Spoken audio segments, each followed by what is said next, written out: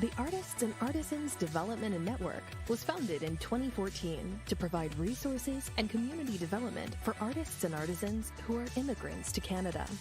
Artists and Artisans Development Network's mission is to provide support and opportunities for economic and social development to artists and artisans of all practices who are newcomers to Canada or from other visible minority groups.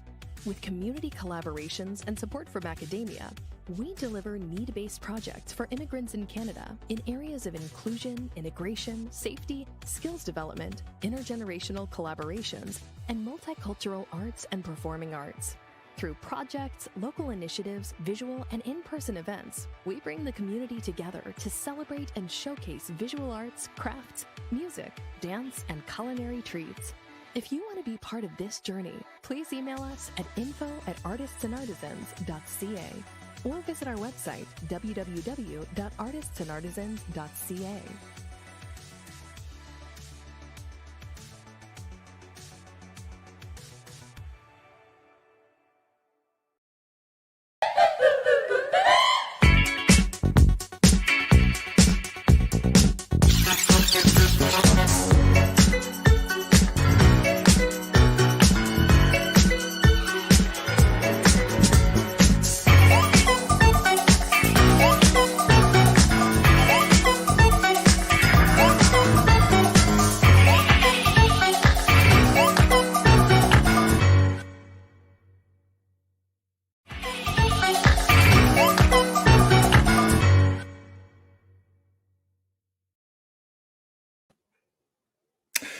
Hi, everyone. So happy to be here with all of you. My name is Alf de Blassis, your host for today. Welcome to the Toronto Artistic Food Expo, supported by the City of Toronto, Show Love TO, and Metro. Before we dive into delicious and tasty topics, and since you'll be with me for the next 2 hours or so, here's a little bit about myself. I've been a television news and sports producer and host for multilingual networks like Omni and TLN TV. I've also been a reporter, a magazine editor, and a podcaster. Currently, I have a creative services business through which I consult for various media, nonprofit, and sport organizations. I've hosted several culinary events just like this one with world-renowned chefs like Lidia Bastianich. I've also hosted cooking demos with Canadian chef David Rocco, as well as a Q&A with local chefs Craig Harding and Rob Rossi. I'm Italian, so I do love food, and like you, I enjoy learning new recipes. Now, let me introduce the organizations that have created this fantastic event. The Artists and Artisans Development and Network was founded in 2014 to provide resources and community development for artists and artisans who are immigrants to Canada. They started by helping artists participate in community events and festivals to promote and showcase their work, and have since grown their community and program offerings. They now work with over 500 artists in over 112 languages, helping them access cultural and economic opportunities. Our other organizer is Saffron Hub.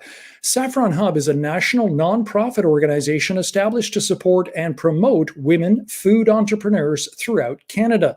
Saffron Hub believes in inclusion, empowerment, and collective impact through innovative and need-based programs and services where poverty is reduced, equity is achieved, and community collaboration is possible for the betterment of our communities. For this event, we are happy to have received support from many elected government officials. First of all, I have a message from the Right Honourable Prime Minister Justin Trudeau, who has written the following statement. Dear friends, I'm pleased to extend my warmest greetings to everyone participating in the Toronto Artistic Food Expo. This virtual expo featuring food demonstrations, lectures, and food exhibition provides a wonderful opportunity for GTA restaurants, chefs, entrepreneurs, and manufacturers to showcase their products and businesses while offering food lovers a chance to hone their culinary skills and knowledge. It continues to be a challenging time for planning and hosting events. That's why I would like to thank Artists and Artisans Development Network and Saffron Hub for their hard work in putting together a rewarding program for everyone involved. You can take pride in your commitment to supporting local businesses during these challenging times. Please accept my best wishes for a successful event. Yours sincerely, the Right Honourable Justin Trudeau. And now let's hear greetings from Toronto Mayor John Tory.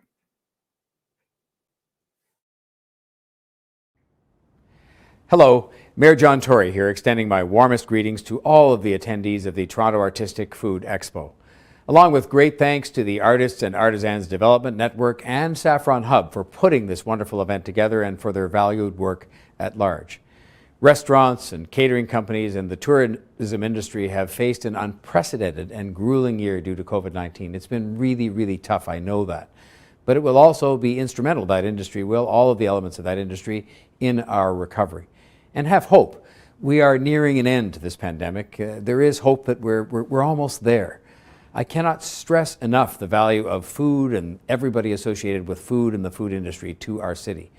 You know, as one of the most diverse cities in the world, our food is filled with rich history, but also serves as a bridge to one another's cultures. I'm proud of our food culture. Some say the food prepared here by people who arrived from other lands is actually the best food in the world of its kind, even better than where it might have originated.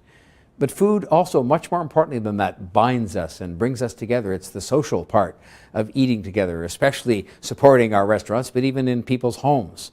And with that, I want to express my utmost appreciation and encouragement for your resiliency as individual artists on food, but also as businesses, your resiliency, your tenacity, your perseverance as an industry and as individual people.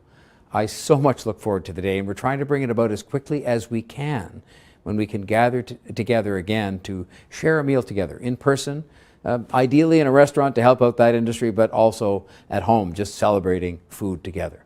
Until then, I wish you all an incredible event, and I offer you promise and reassurance that we are doing everything we can as a city government to support our food industry and small businesses. Thank you very much for your patience and for your understanding.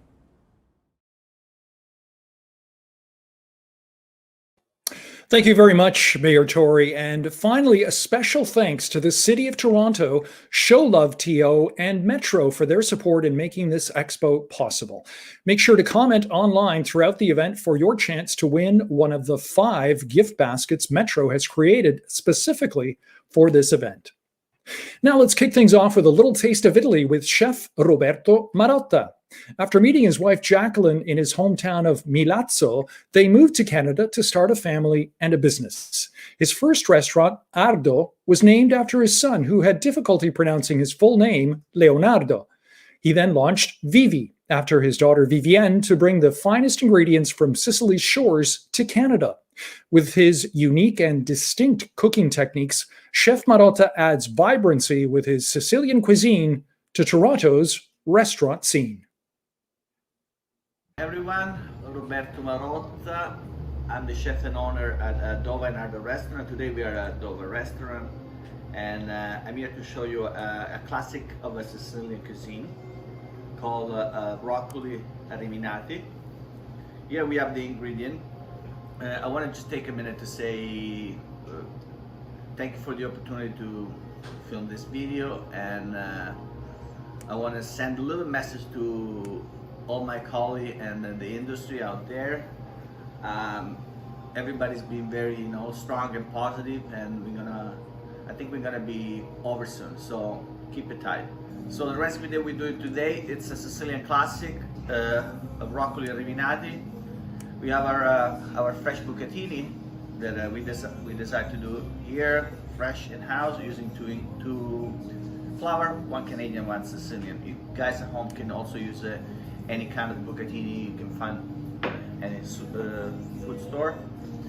We have golden raisin, saffron, and some roast pine nuts. Here we have something unique today. This is come from the family of the cauliflower. It's called Romanesco. The traditional recipe usually asks for a green cauliflower. Sometimes not easy to find here in Canada, so I use something that is very similar and also looks super nice, you guys can see. Here we have some breadcrumb. It's been a little bit toasted in the oven, and we had some parsley, chili, and a little bit of pecorino. We have some salted anchovies from Sicily. Then we're gonna fillet, and we're gonna use it later on in our recipe. Pecorino Siciliano, Please don't use any pecorino romano because it's very different than this. And we have a shallots that we're gonna chop super fine, how you can see in the plate.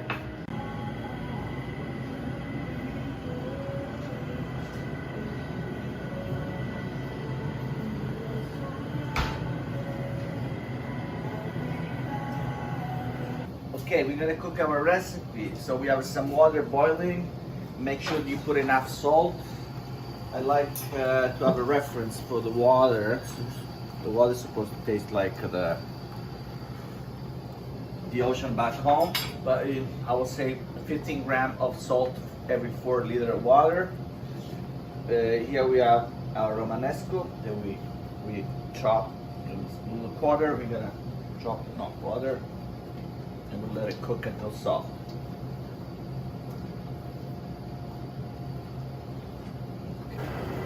Now it's time to drop our pasta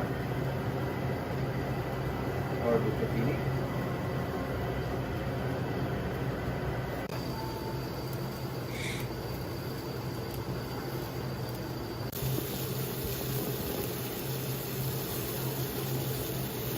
Okay, our pasta it is ready.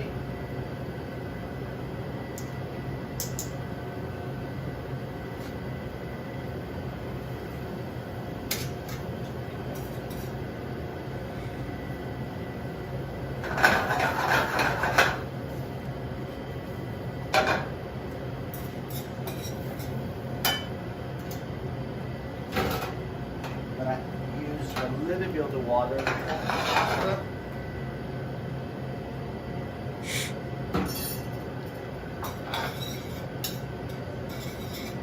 As you can see, cauliflower kind of become a little bit more creamier.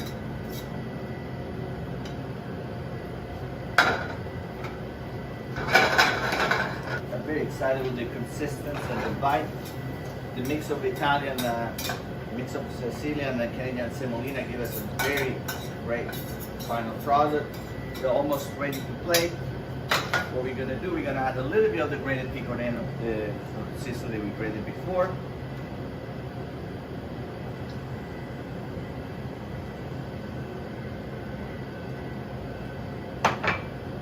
Toss it again. Let it come all together.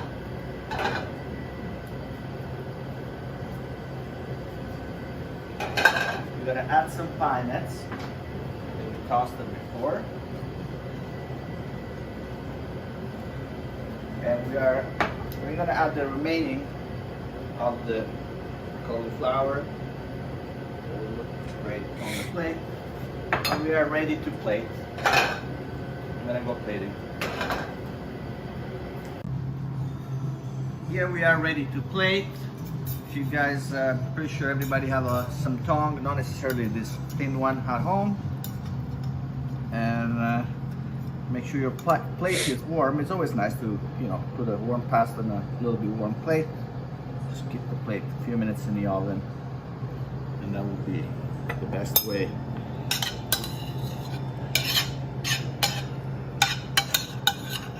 Here we're gonna garnish with this, the remaining.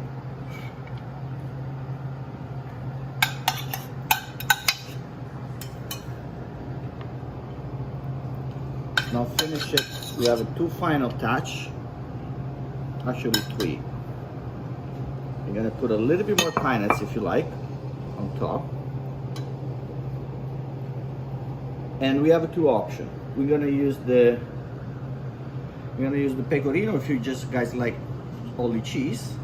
So we're gonna grate some fresh Sicilian pecorino on top, like that. And you can add a little bit of the breadcrumb to give it some crunchiness.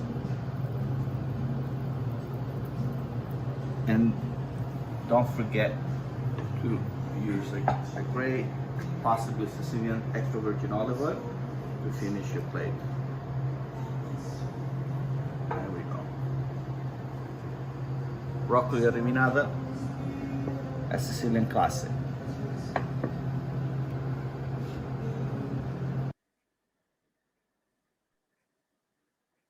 That looked amazing, Chef. Thank you very much for that recipe. For all of your cooking needs when you're at home, don't forget that Metro is here for you. Did you know that they have a locally sourced section within every Metro store location? Let's hear a little bit more about that.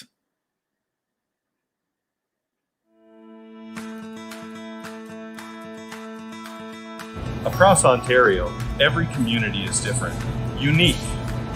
We all have something special to offer. Our own individual tastes and flavors. That's why Metro launched their locally sourced program. So they could stock their shelves with our products from our communities. So when you shop local at Metro, you can feel good about supporting local businesses. Like ours. Ours. And ours. To find our products, just look for the locally sourced section at your local Metro. For local spices, quinoa, wontons, and so much more. Because Metro doesn't just help support the community. It's part of the community too. My Metro. My Metro. My Metro. My Metro. My Metro. My Metro like no other.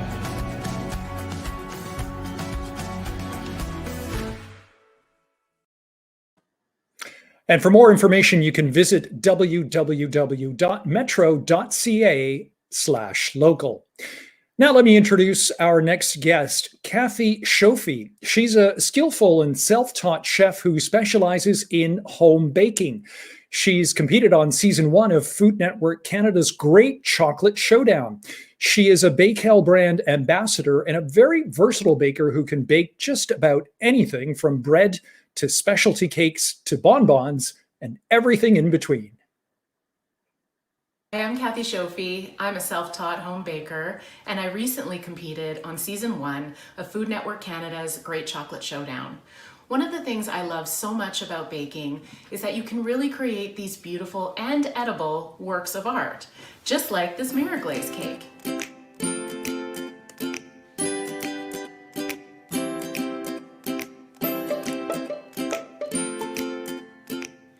Mirror glaze is made from 5 simple ingredients.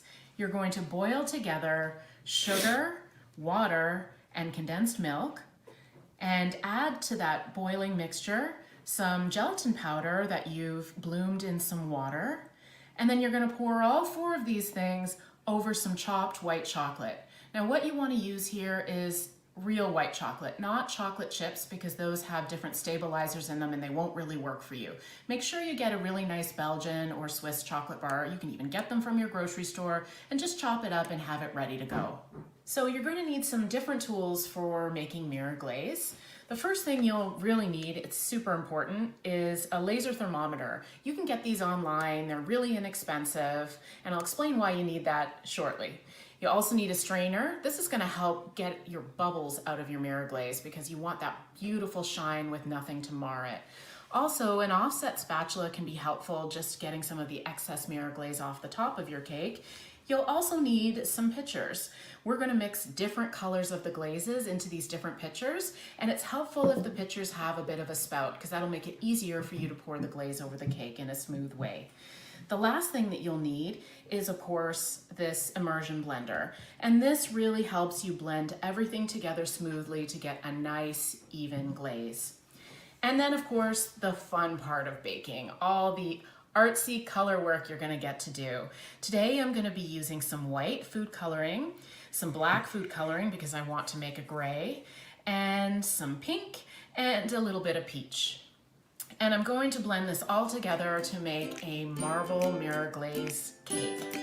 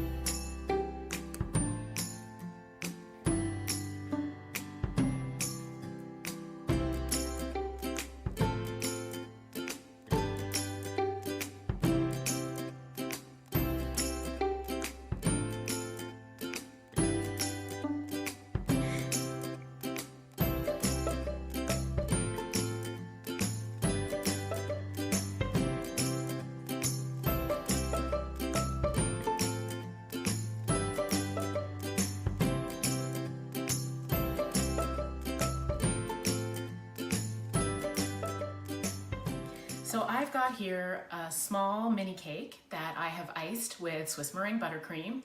And here's an important tip. The cake that you pour your mirror glaze over needs to be fully chilled. So I have had this in the freezer, in fact, overnight. You would want to make sure you've frozen it for at least 2 to 3 hours before pouring your glaze. I now also have my glazes mixed. I have kind of a purpley gray, I've got a lovely little pinky peach, and I've got a white.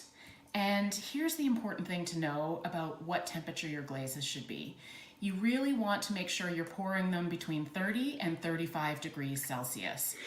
Anything hotter than that, and the glaze is gonna run right off your cake. Anything lower than that, and it's gonna come out all clumpy and it's not gonna pour properly, and you're probably not gonna have a great shine. So you wanna make sure you really have those temperatures right before you pour your glazes.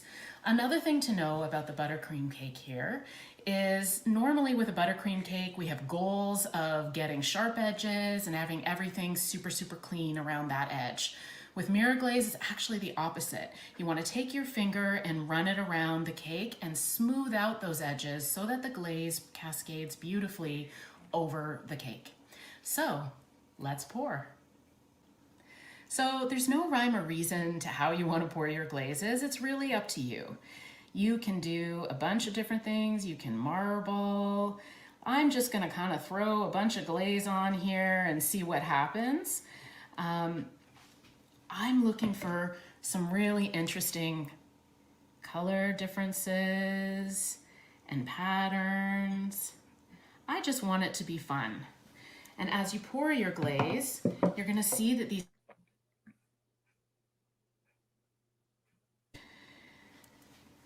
and I think we're gonna need a little bit of pink again.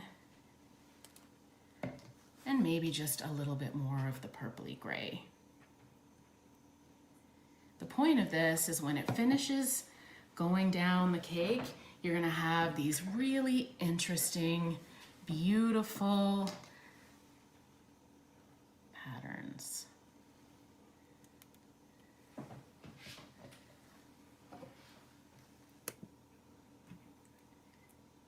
And some last little white on the top. Just let it go. This is the benefit of the cake being really, really chilled, because now, as you can see, it's already starting to set. If your cake wasn't chilled, it just wouldn't set properly and you wouldn't get that beautiful shine. So I've got a whole bunch of different colors coming here. I'm gonna take my offset spatula and I am just going to gently move some of that off the cake. And so you can see here, we've got these beautiful patterns and the colors look really interesting and they've kind of blended. And you can see now that the glaze is starting to stop moving because it's starting to set. So that's great. So I've let this glaze sit on the cake about 15 minutes, and I really want to make sure that my glaze has set before I do anything else to it. So this is beautiful in and of itself, but you can also, because it's a cake, decorate the top of the cake if you like, or maybe even the side. What I've got here that I'm going to use today are some Swiss meringue kisses that I've made. So I'm just going to arrange them on top of the cake, make a little pattern. The other thing you can do, if you're a sprinkle lover like me, I love sprinkles, and I've got these really beautiful rose gold sprinkles here, and I'm just gonna kind of randomly put them around the cake and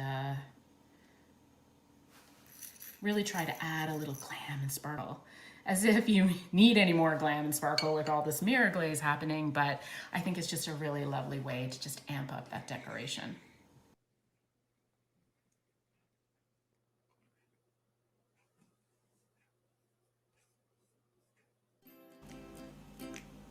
So here we have our finished mirror glaze cake. Isn't it pretty? Of course, the next step that I would need to do if I was serving this to friends or family would be to remove it gently from the rack that it's sitting on, and I usually do that with an offset spatula, and place it either onto a cake board or to a cake stand. So that's our demo for today, and I hope that I've made the Mirror Glaze technique a little less intimidating for you and given you some good tips and tricks to use to make beautiful cakes that will impress your friends and family. So thanks for watching, and please follow me on Instagram at Sweet Cat Bakes.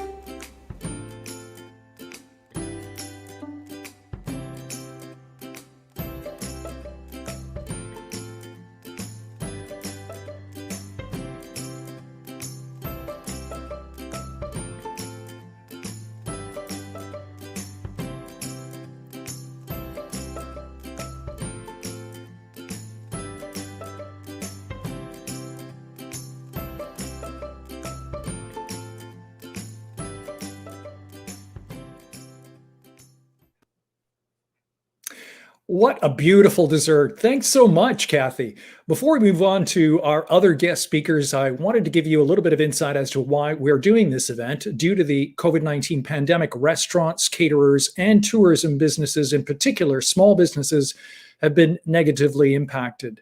This virtual event aims to bring a spotlight on the creativity of these entrepreneurs and business owners and to offer them an opportunity to showcase their products and companies. For this specific event, we're focusing on Toronto and Scarborough to show all of the greater Toronto area what they have to offer and the amazing talent nestled in these cities. We also wanted to acknowledge the amazing supporting teams, including the Board of Directors of Artists and Artisans Development and Network and Saffron Hub, as well as our media partners and sponsors. A big thank you to our sponsor, Metro, who's generously offered 5 gift baskets to some of the guests engaging the most in the comments and asking questions. You could be a winner. In addition to these Metro gift baskets, we also have amazing community partners that have created beautiful gift prizes for over 15 winners. You might win a plant from The Plant Hut, a 1-month tea supply from Genuine Tea, delicious chaga powders from Ritual, a baking basket from Giddy-O, snacks from Healthy Crunch, a beauty bag worth over $200 from the Province Apothecary, or even a gift card from a local favorite, Greenhouse Juice. We also want to thank our media and agency partners, Culinary Tourism Alliance and Grant X Inc. We've created a special saffron honey in partnership with Melona Products, with proceeds going to help women entrepreneurs. Let's hear more about this healthy alternative. Saffron Hub is proud to be able to support women entrepreneurs, immigrants, and small businesses through events and initiatives across Canada. Now you can help us as well with the launch of our new Saffron Honey, specifically created to support operations in our social enterprise. Our Saffron Honey is an all-natural premium honey made from only the finest ingredients. Saffron is a powerful spice high in antioxidants, and when combined with raw, unpasteurized local honey, it creates an immune-boosting and natural alternative to refined sugar and chemical sweeteners. Add a delicious, natural, and healthy drop of sweetness to your day by purchasing a jar at info@saffronhub.org.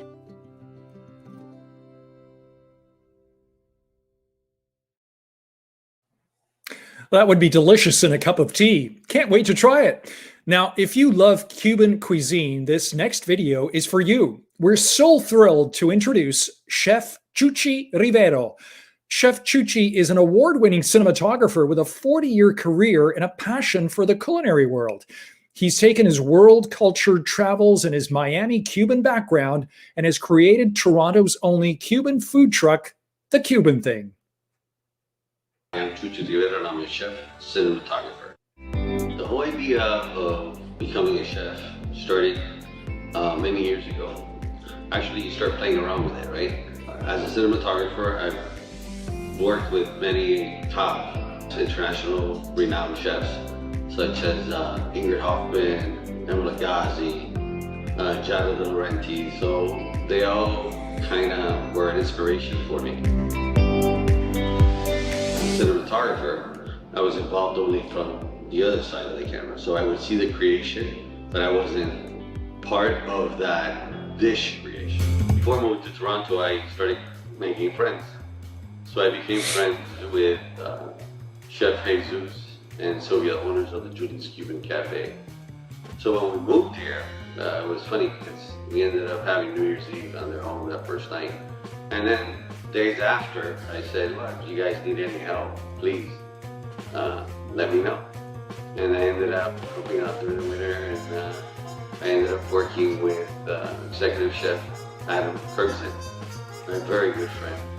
And that was also an inspiration.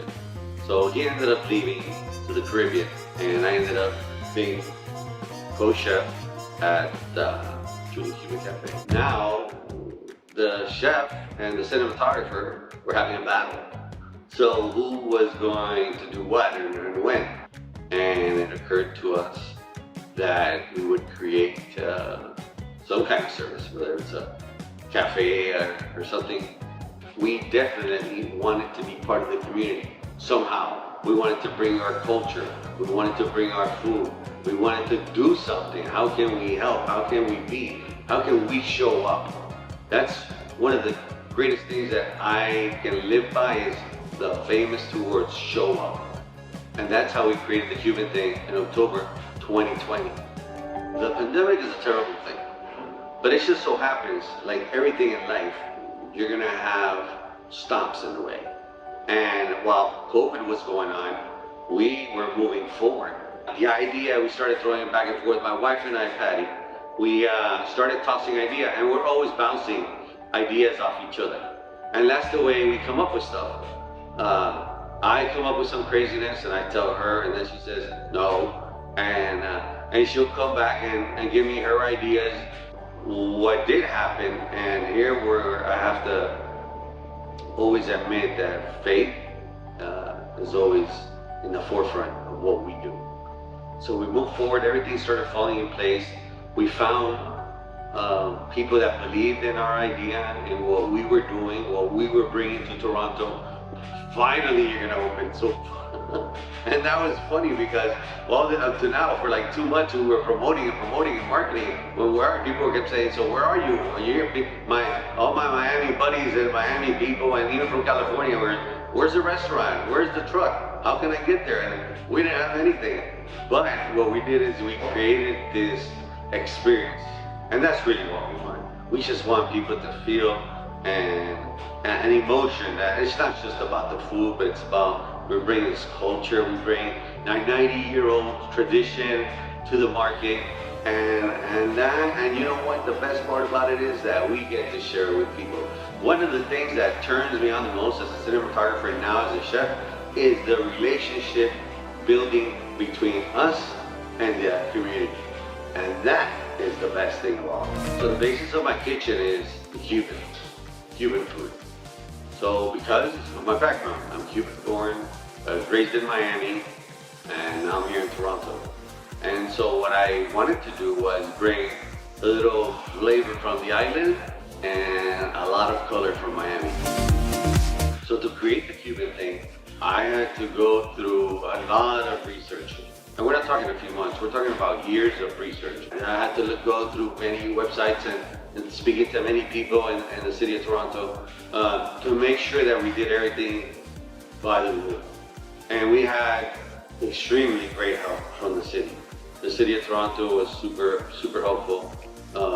Actually, the truth is that we've gotten help from everybody.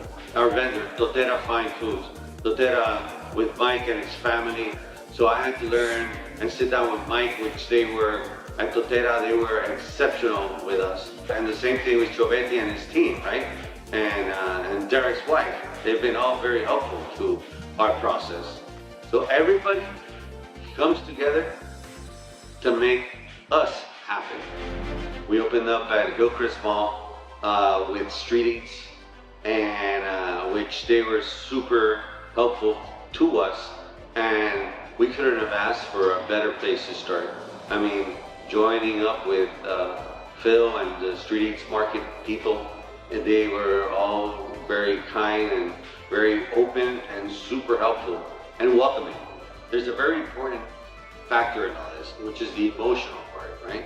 And the emotional part means that people can inspire you by saying, when they taste your food, they write back to you and they say, oh my God, how wonderful that was.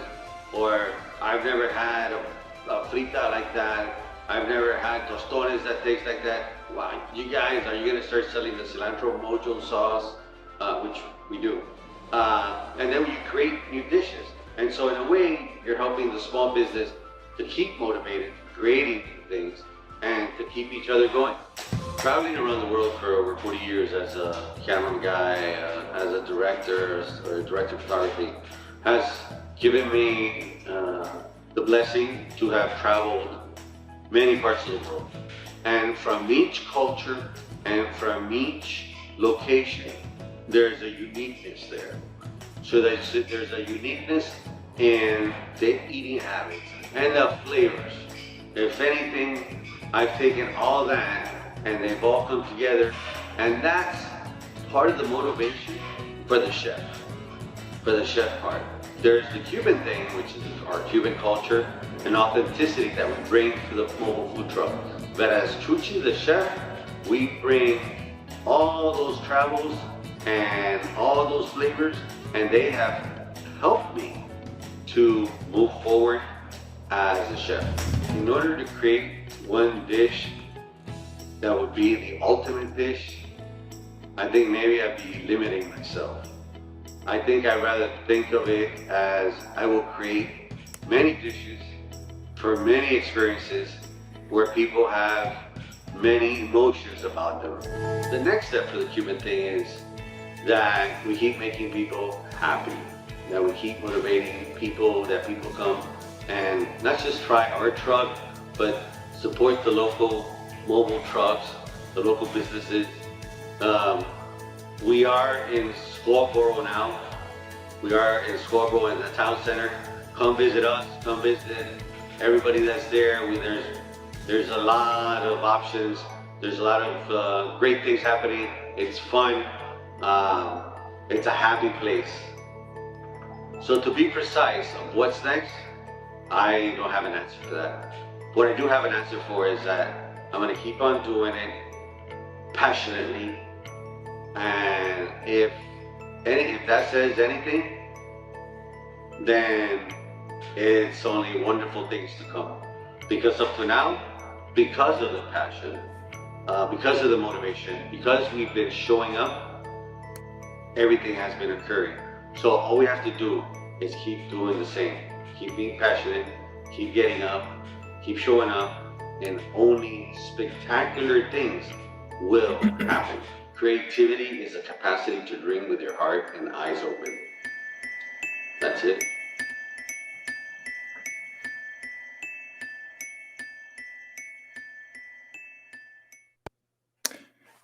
What an inspiring story. Thanks for sharing, Chef Chuchi. Now, I wanted to take a quick second before moving on to answer a question in the comments.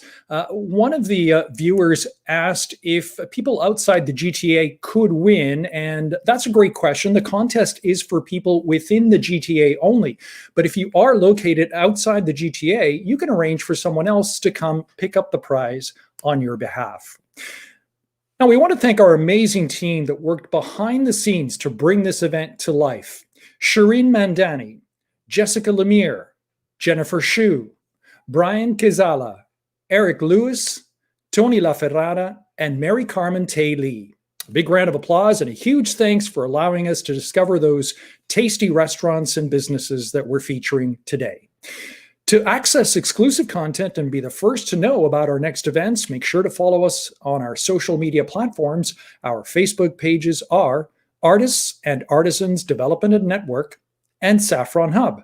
And on Instagram, at Artists and Artisans Network and at Saffron_Hub Official. And now let's hear from the Crane Express Catering & Co.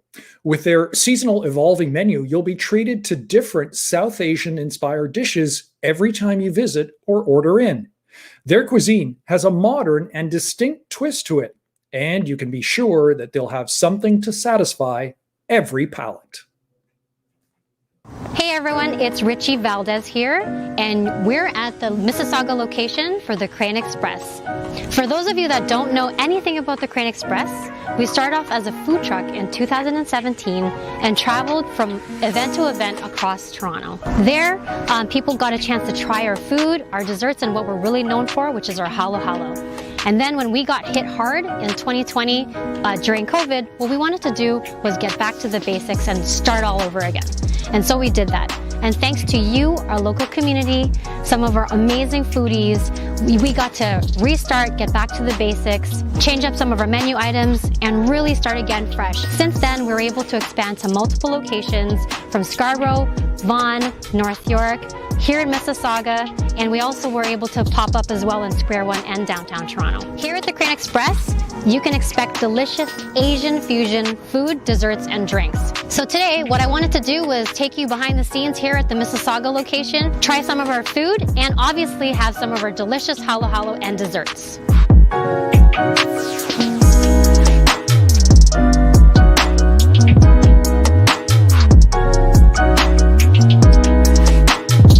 So what we're really known for is our halo halos and our halo halo splits.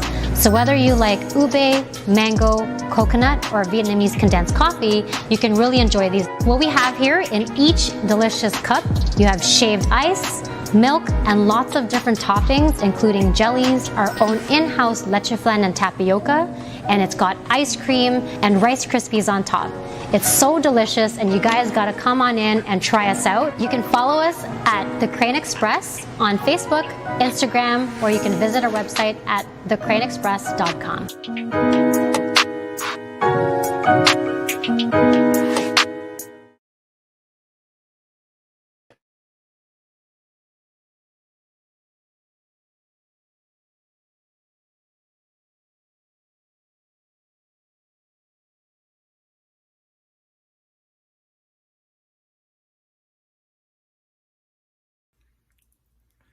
Greetings to everyone gathered at the Toronto Artistic Food Expo, an event that's being put on, and I want to thank them for this, the Artists and Artisans Development Network, as well as the Saffron Hub. My name is Anthony Peruzza. I'm City of Toronto Councillor for Humber River Black Creek, a district where over 100 different languages are spoken here. People are coming from all over the world, bringing their culture, their art, and their food, their wonderful, wonderful food. And many of them are opening up small businesses, restaurants, and takeout places. Many of these are family operated, and they're taking their food, fusing it with others, and producing these wonderful new flavors, these wonderful new tastes. I want to name a few of them.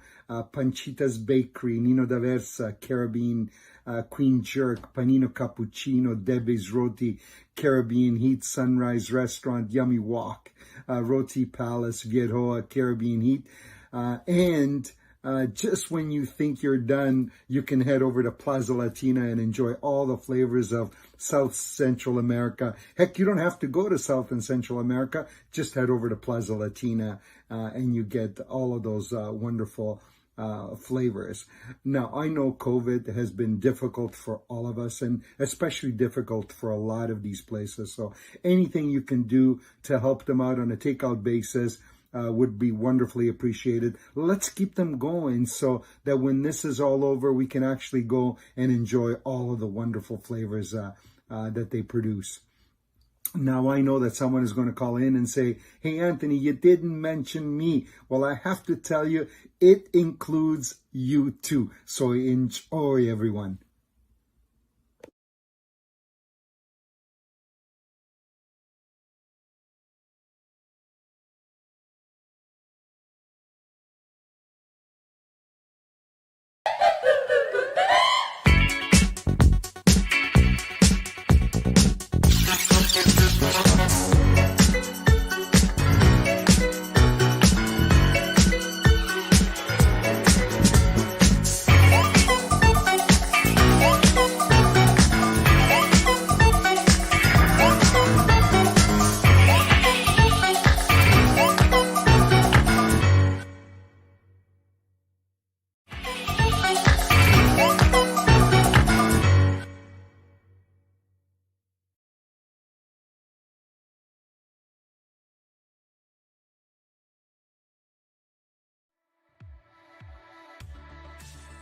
The Artists and Artisans Development and Network was founded in 2014 to provide resources and community development for artists and artisans who are immigrants to Canada.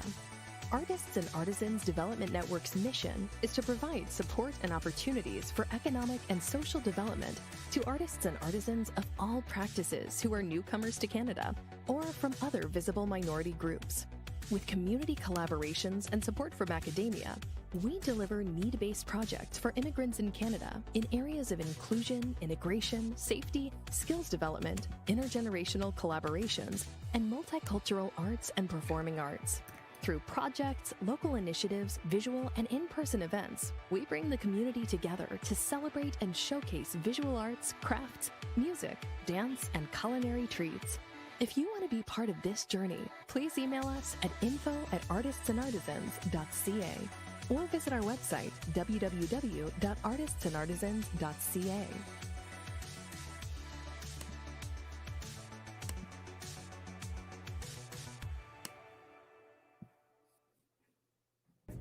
Hi, my name's Kira and I'm the Vice President of Programs and Partnerships at Second Harvest, and we are Canada's largest food recovery organization.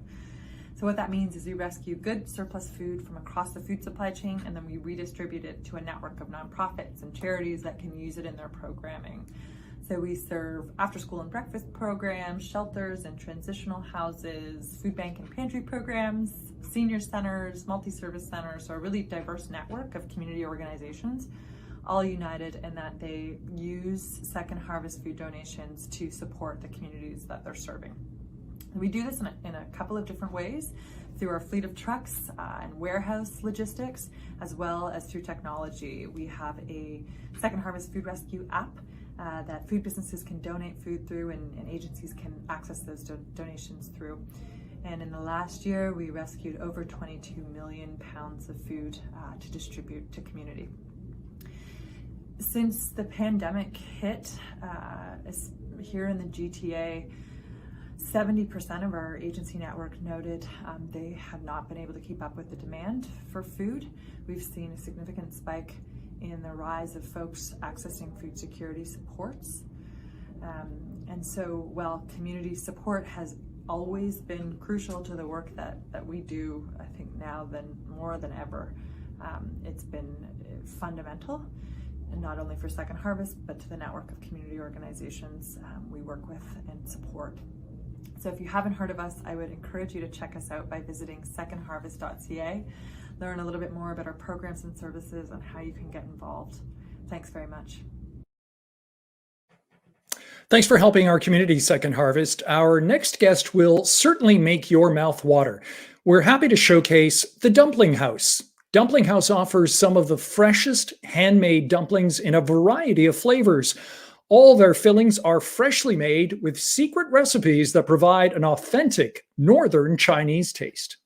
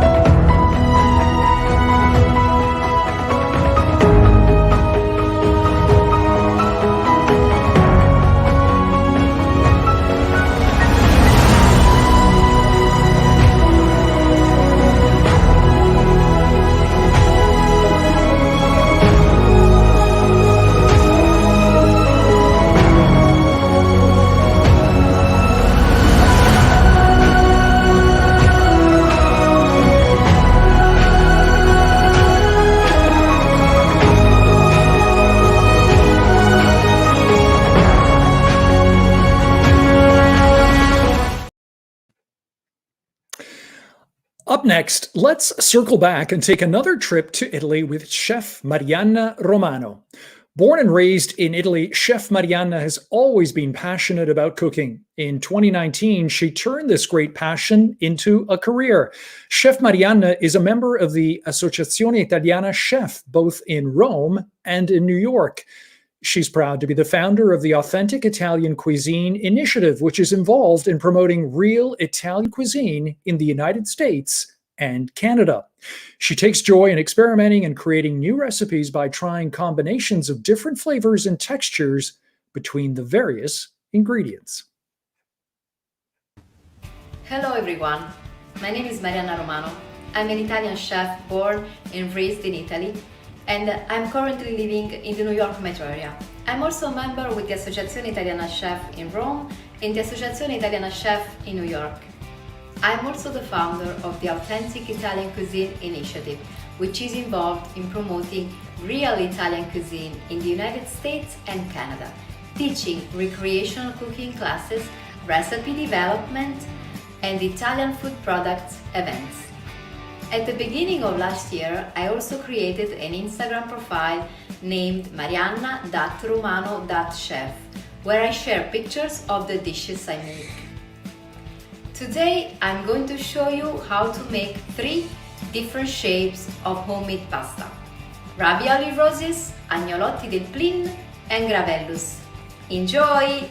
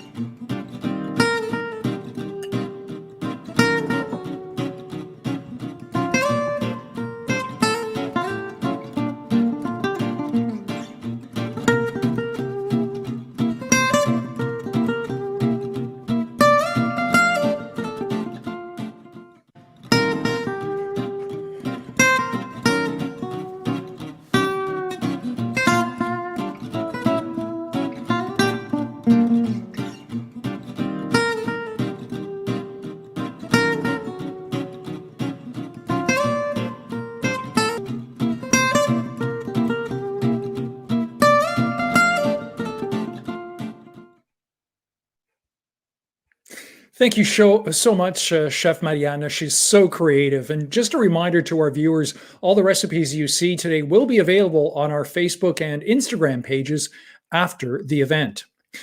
And now a very special interview with Chef Tony LaFerrara, featuring MasterChef Canada hosts Chef Claudio Aprile and Chef Michael Bonaccini.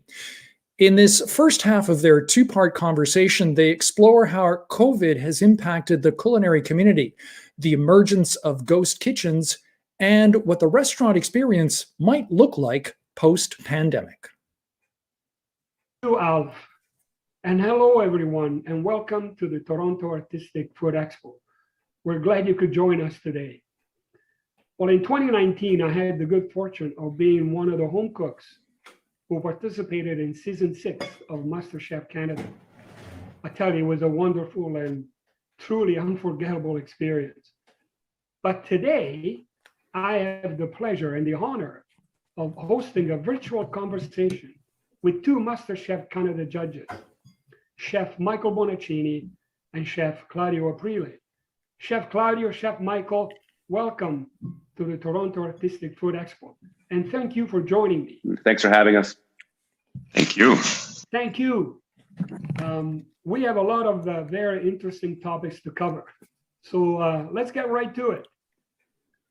It was just about over a year ago that restaurants and the entire food service industry was forced to shut down because of COVID. And I remember reading at the time that over 800,000 food service jobs had been lost. And as of today, many restaurants have closed their doors permanently. You both experienced this firsthand. So what has your experience been like through all of these very difficult times? Thank you. You're absolutely right, Tony. Last 12 months have been probably the strangest 12 months that we'll ever see in our lifetime. It was surreal. It was unpredictable. It seemed never ending. And even though I'll say the year has gone by fairly quickly, it has been painfully slow in the way it has sort of unraveled. And yes, it has affected our industry in a huge way, not just in Toronto, not just in Canada, but globally. It is an industry that has been knocked to its knees, unfortunately. And we have lost thousands and thousands of jobs within the industry, all kinds of jobs. And there's the trickle-down effect of closing restaurants and losing jobs, because that affects supply, that affects repairmen, technicians, the chemical providers for our dishwashing and sanitizing, the toilet paper rolls that we use and wash hand paper. It is a huge effect. And it's just been one that we've all had to navigate as best we possibly can. Yeah. Claudia, what about your experiences through all of this? Yeah, it's been definitely been a very difficult time for so many people. You know, I mean, I got to be honest that I find that for myself, and I think Michael probably and Alvin can agree, is that we've been very fortunate that we've had, you know, MasterChef to really have something that we can focus on that we're really proud of. And I'm not trying to plug the show, but just the action of going somewhere and working together with a group of incredibly talented people, the home cooks.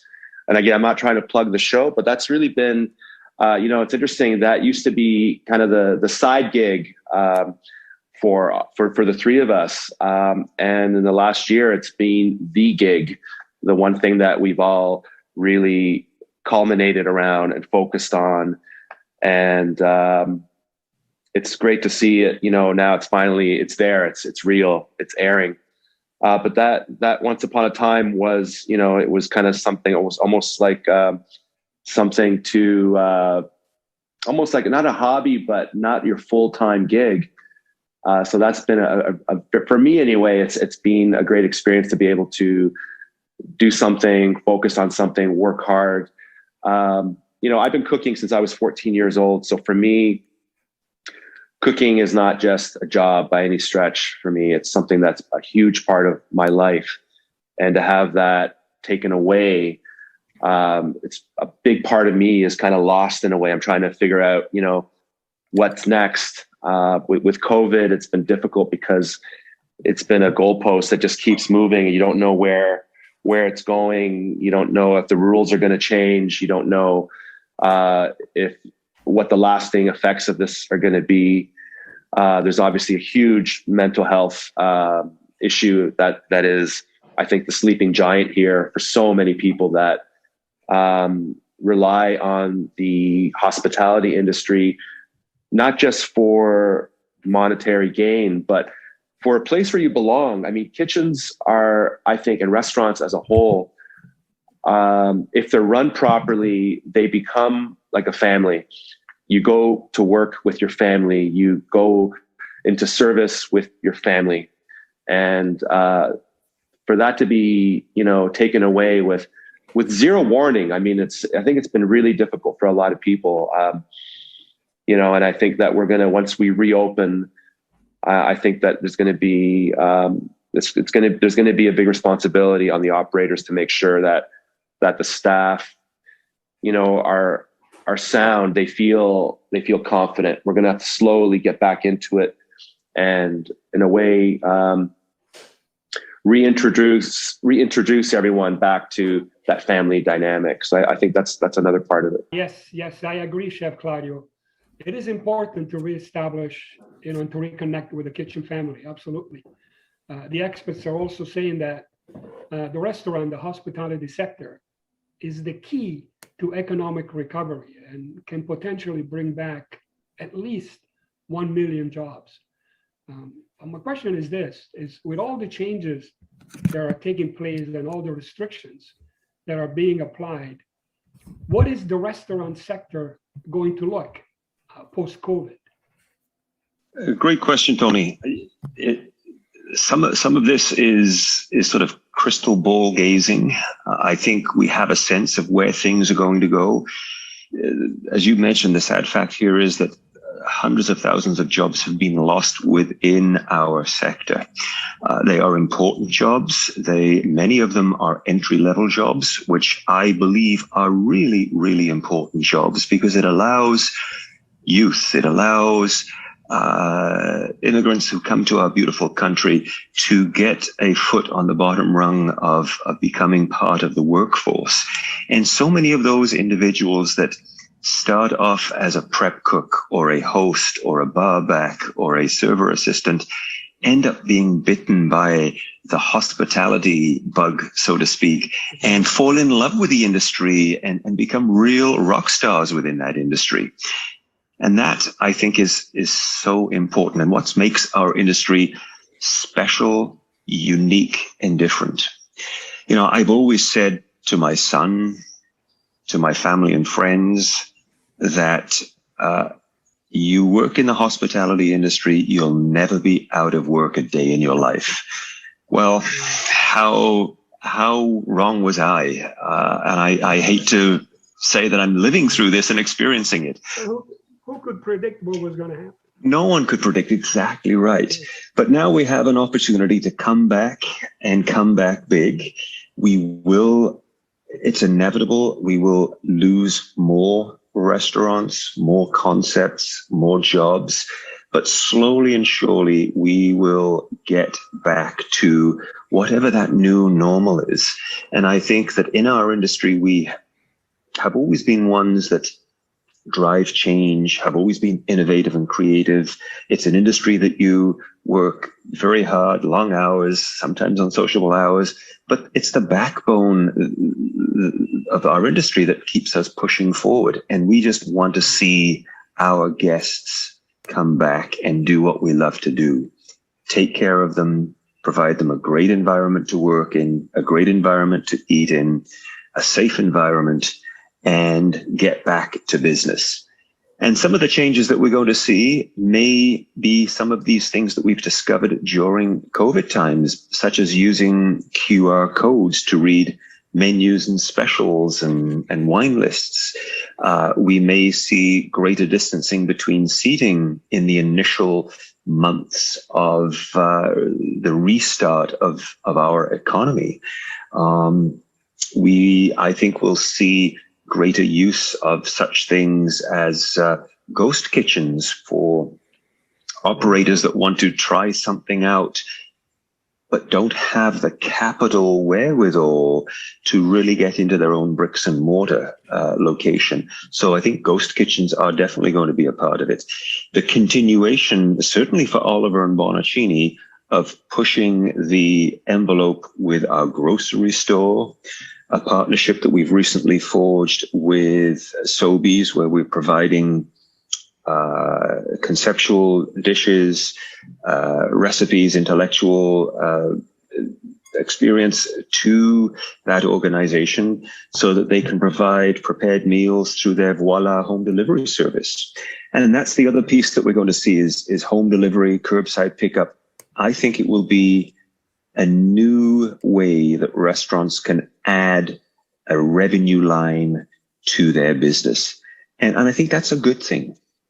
Those are just a few of the changes that I see. Claudia, how about you? Yeah. Wow, you covered a lot of ground. I agree with pretty well everything Michael said. I do feel, though, that restaurants are a very resilient industry, and I think that humans in general have a very short attention span, and I think that we're all going to bounce back in a very, very intense way.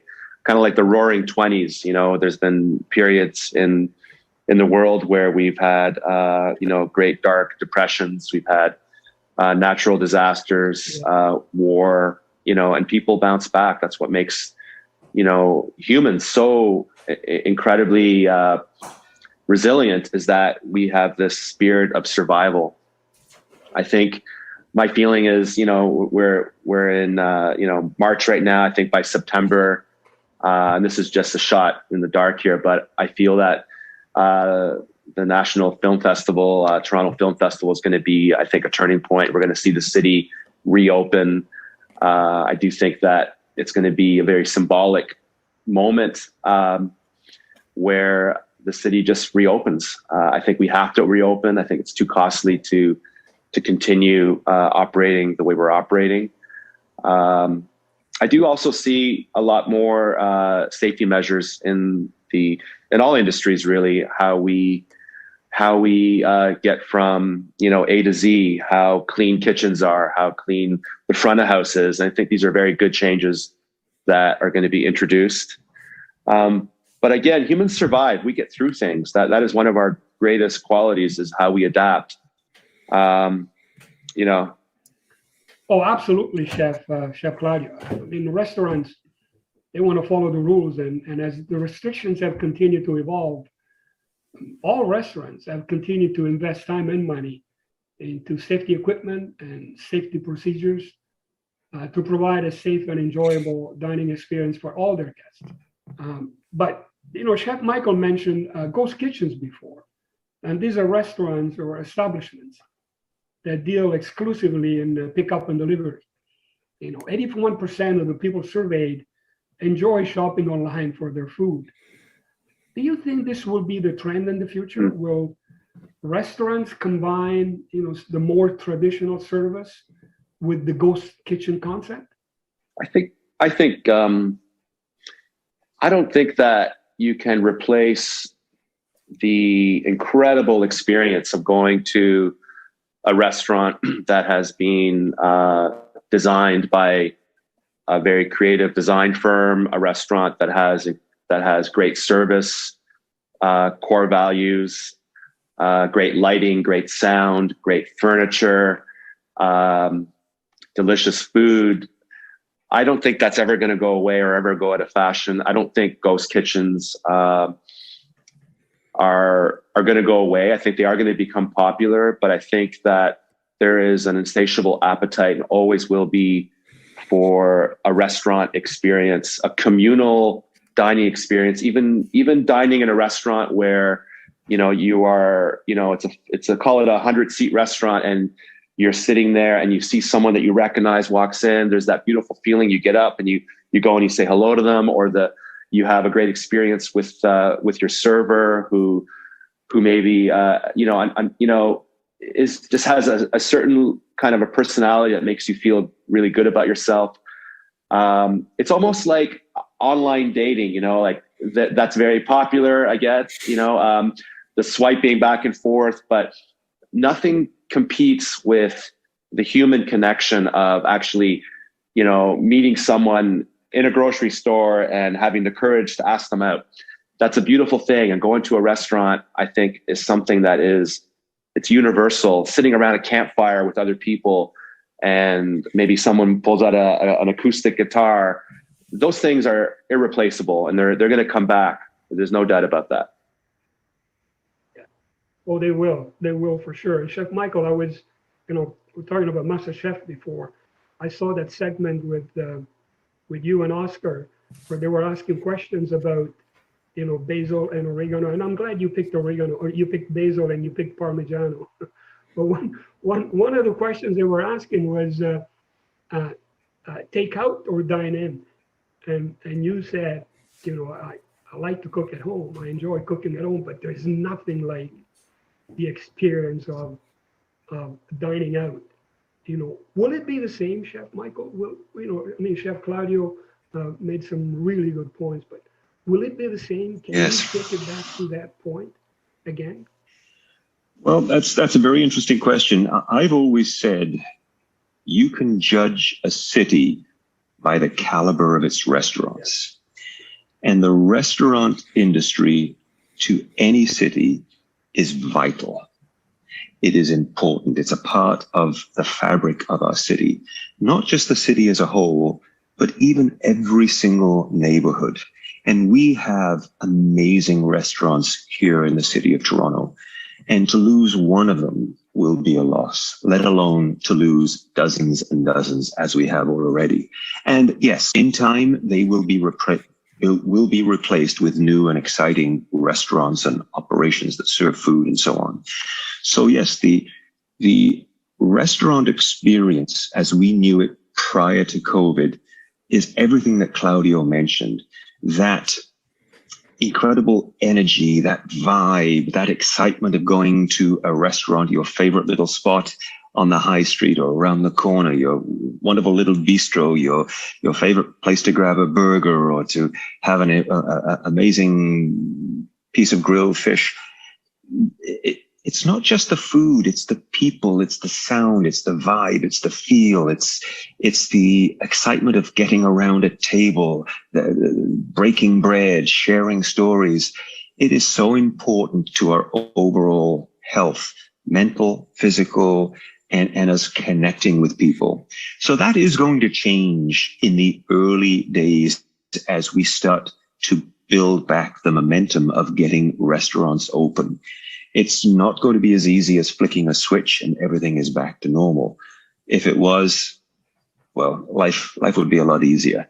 But it is going to be a long, slow, and in some cases, a painful process to get back to that new normal.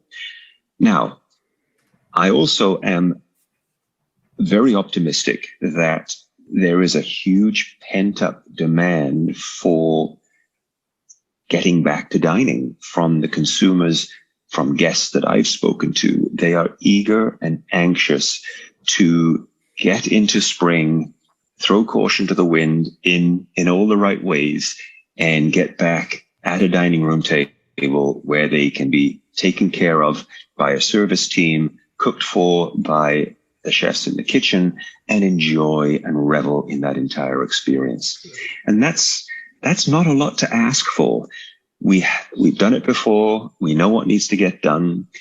We will have learned so much from coming out of such a pandemic that we will be even more prepared as we start to reopen and play very, very safe to make sure that the experience is on point and done exceptionally well. And I can't wait for that time to happen. Yeah, you can replace that experience. Chef Claudio, when we had that small reunion at your restaurants with the MasterChef crew, with Josh. Oh, that was beautiful. It was amazing. I mean, you cannot replace that experience. You cannot replace, the feeling of being together and sharing memories and creating new ones while you're sitting there. You know, I'll never forget that. And you, Chef Claudio, going around and meeting all your guests. I mean, you cannot replace that experience. You can't. 92% of Canadians agree that restaurants are a very important part of our community and that they're doing a great, great job. And with that, we'll end part one of the conversation with MasterChef Canada judges, Chef Michael Bonaccini and Chef Claudio Aprile. Please join us again tomorrow for part two. Enjoy the rest of the event. Alf, back to you. Oh, thank you so much, Tony. That was so insightful. I really love this interview from such respected experts in the field. And as Tony said, be sure to tune into part two of their conversation tomorrow. Now, let's hear from another locally beloved chef. Chef Nui Regular, the executive chef and co-owner of Pai, has transformed the Thai food scene in Toronto with the distinct flavors of Northern Thai cuisine and hospitality. Her love for cooking began when she opened her humble curry shack in the small town of Pai in northern Thailand. She's been recognized by the government of Thailand for the authenticity of her Thai cuisine, and she's been a guest judge on the TV series Wall of Chefs. สวัสดีค่ะ Hi, I'm Chef Nui, regular executive chef and co-owner at Pai, Kin, Sabai Sabai, and Sukhothai restaurants in Toronto, Canada. I'm so happy to be here with you today for Toronto Artistic Food Expo. Today I'm going to show you how to make Pad Thai. The first thing we're going to do here is to make Pad Thai sauce. And to make Pad Thai sauce, we need ingredients: palm sugar, water, tamarind paste, oyster sauce, fish sauce, and sweet soy sauce. And I like to make my own tamarind paste because it's fresh and it's so easy to do it. To make tamarind paste, in a small saucepan over high heat, bring the water to a rolling boil. Break the tamarind into small pieces and drop them into the boiling water. Continue to boil for 3 to 4 minutes. And then strain through a fine mat sheet. Place it over a large bowl and pressing out every bit of liquid and paste. Make sure to scrape the paste off the bottom of the sieve and mix it into the liquid. Now you have tamarind paste ready to use. Let's make Pad Thai sauce. To make the Pad Thai sauce, combine water, palm sugar, tamarind paste, oyster sauce,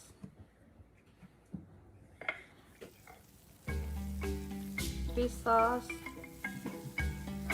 and sweet soy sauce. Turn the heat up to high heat. Let the sauce start to boil until rolling boil. Occasionally, it takes about 5 minutes. So the sugar has dissolved and the sauce starts to be more thickening. And now you have your Pad Thai sauce ready to use. And if it's left over here, you can keep in the fridge for up to about 1 week. Or you can keep it in the freezer for up to 3 months. Now let's make Pad Thai. Place the rice noodles in a large bowl and add enough room temperature water to cover them by 2 inches. Let soak until soft. Keep the noodle in water until just before cooking to prevent them from drying out. So along with your pre-soaked noodles and your homemade Pad Thai sauce, you will need oil, shrimps, minced shallots, tofu, eggs, bean sprouts, chives, ground peanuts, lamb, dry chili. I like to heat up the wok with high heat just to prep the wok, and then I will turn the heat down to medium. Then I will add oil, add shrimps and cook the shrimp just enough for it to turn orange, but not fully cooked, because later on we will cook with the sauce again. After that, we will add minced shallots and add tofu. Now we let the shallots and tofu cook. Then we add homemade pad thai sauce and stir them to mix with all the ingredients. Let it simmer just a little bit. And add the noodles. Now stir to mix the noodle with the sauce well. Use a tongue or a ladle to help.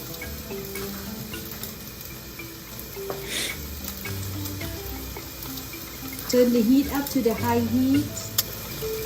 Let it cook. So when it cooks, you will see that the noodles start to be soft and turn silky. Now push the noodle to one side.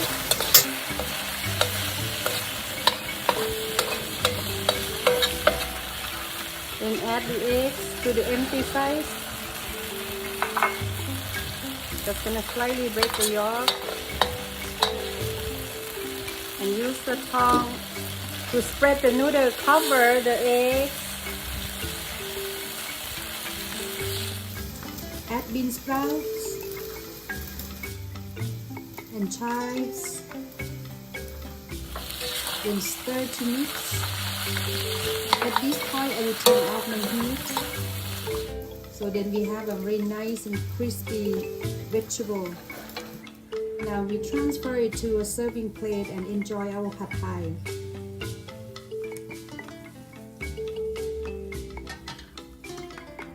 And here our pad thai.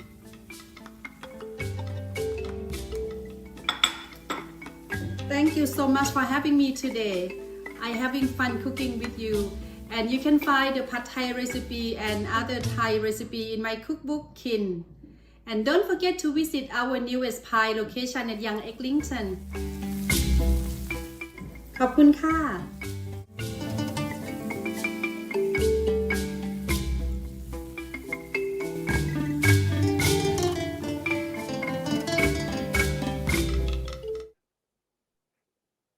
Thank you very much, Chef Nui, for that delicious pad thai recipe.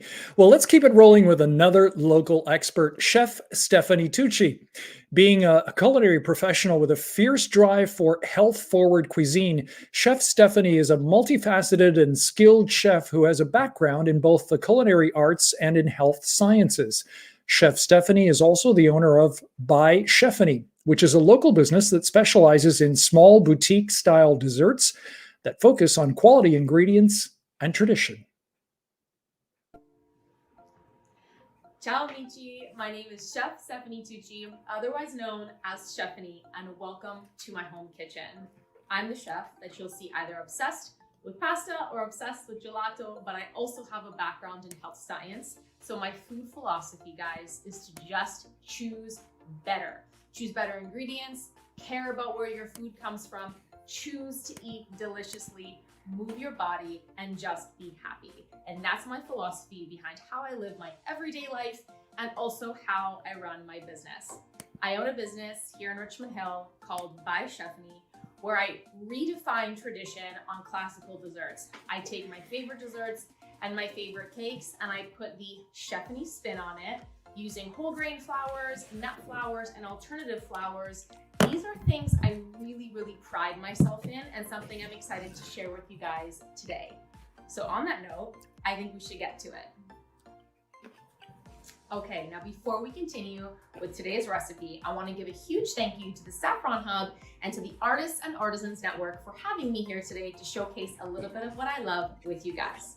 So the recipe we're making today is called La Torta Caprese al Limone, which is basically a luscious olive oil lemon cake, perfect for this time of year. This recipe stems from the Campania region of southern Italy, and the term caprese actually means from Capri, which is where the original version of this classic dessert stems from. The classic version is made with really rich, dense chocolate, and the version today, also from that same Campania region, is just made with white chocolate and lemon, making it a little bit more fresh, a little bit more light. Now, before we actually start whipping this up, because this is a gluten-free recipe, there are a few key ingredients I would really love to just showcase with you guys and give you a bit more information on before we get going.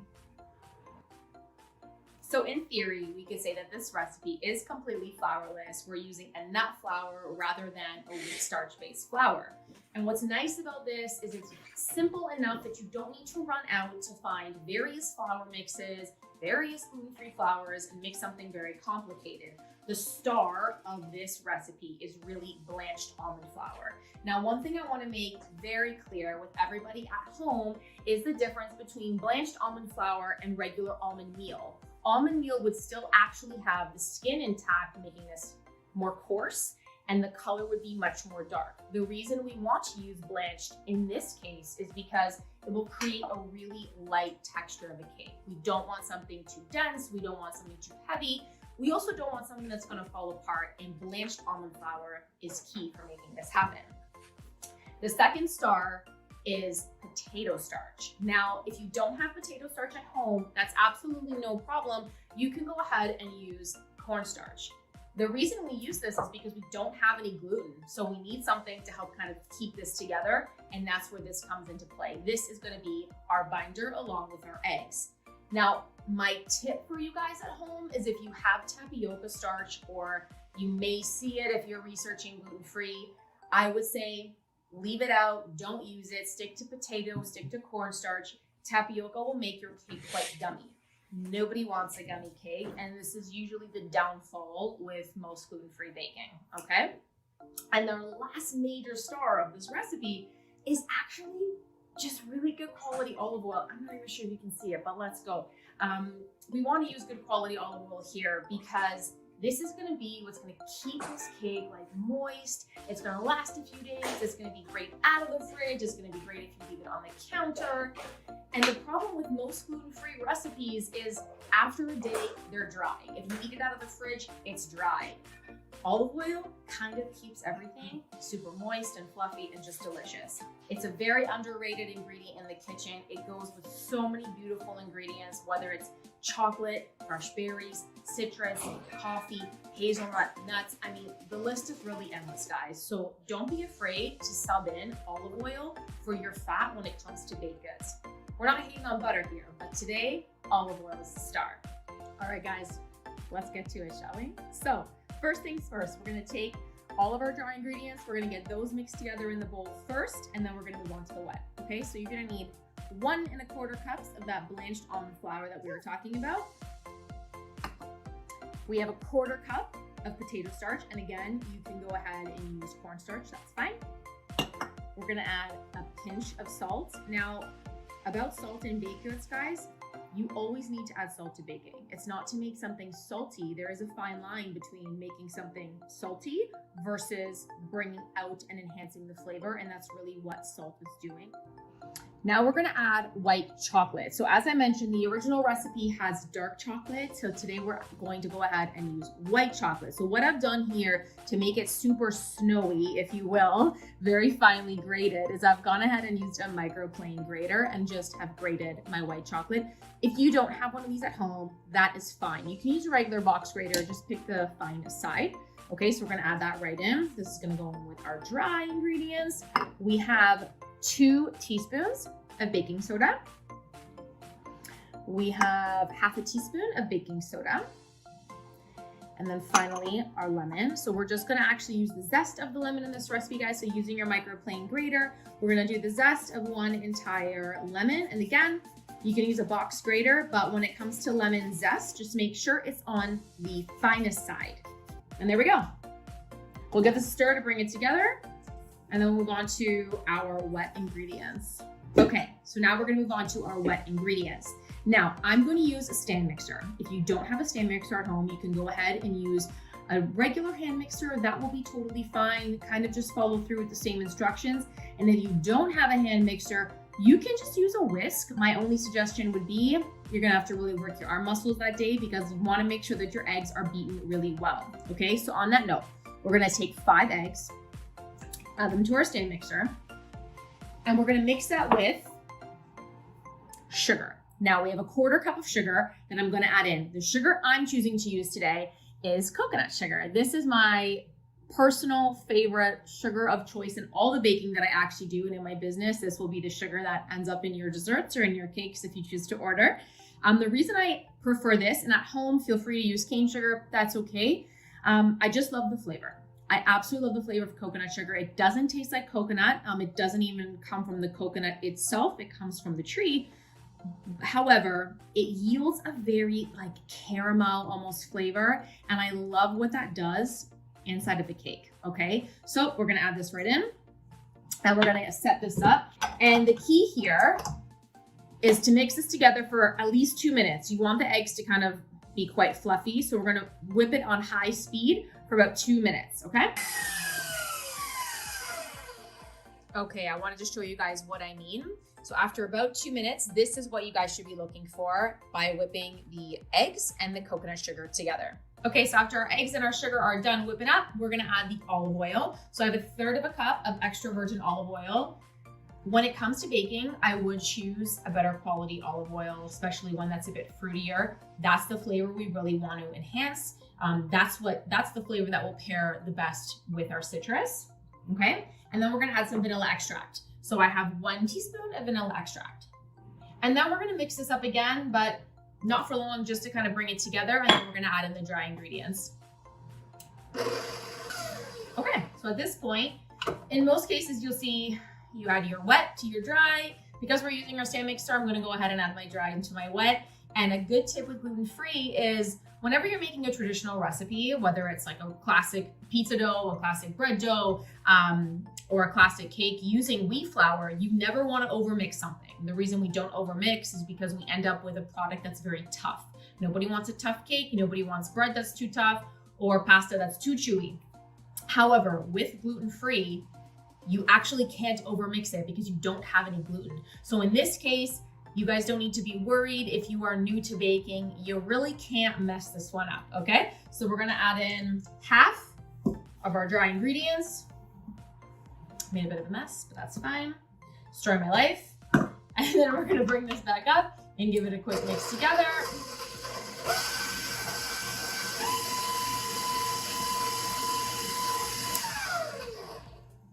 And then we're gonna add in the remaining bit.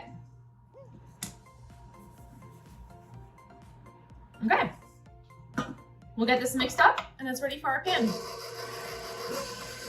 Okay, now before it goes into the pan, we have one more ingredient that we're gonna fold in. You may think like, Steph, you're a bit crazy. Why are we doing this? We're gonna add icing sugar. The reason I'm adding icing sugar at this point is because icing sugar is actually gonna help yield a very light product. You can bake it as is, sure, no problem. Your cake is just gonna be a bit more dense, and that's fine if that's kind of where you wanna go with this. But if you want something a bit fluffier, a bit lighter, I'm gonna add in 1 cup of icing sugar. And we're gonna fold that in, and our batter is complete. Now we're ready for the pan. Okay guys, so now that we have our batter prepared, I've gone ahead and greased and lined an 8-inch springform pan. If you don't have a springform pan, normal baking pan would be fine. You can even go up to a 9-inch if 8 is not something you have at home. Just please make sure you do line the inside and grease it regardless. Just makes things easy peasy when it comes out of the oven, okay? So we're gonna go ahead, pour this right in. And it's gonna bake at 350 degrees for 40 to 50 minutes. And the key here is you need to let it cool in the pan for 1 hour. I'm gonna pop this in. I'll see you guys in 1 hour. And we will slice this up. I'll show you guys how I love to serve this, and we'll get snacking. Ci vediamo a presto. See you guys soon.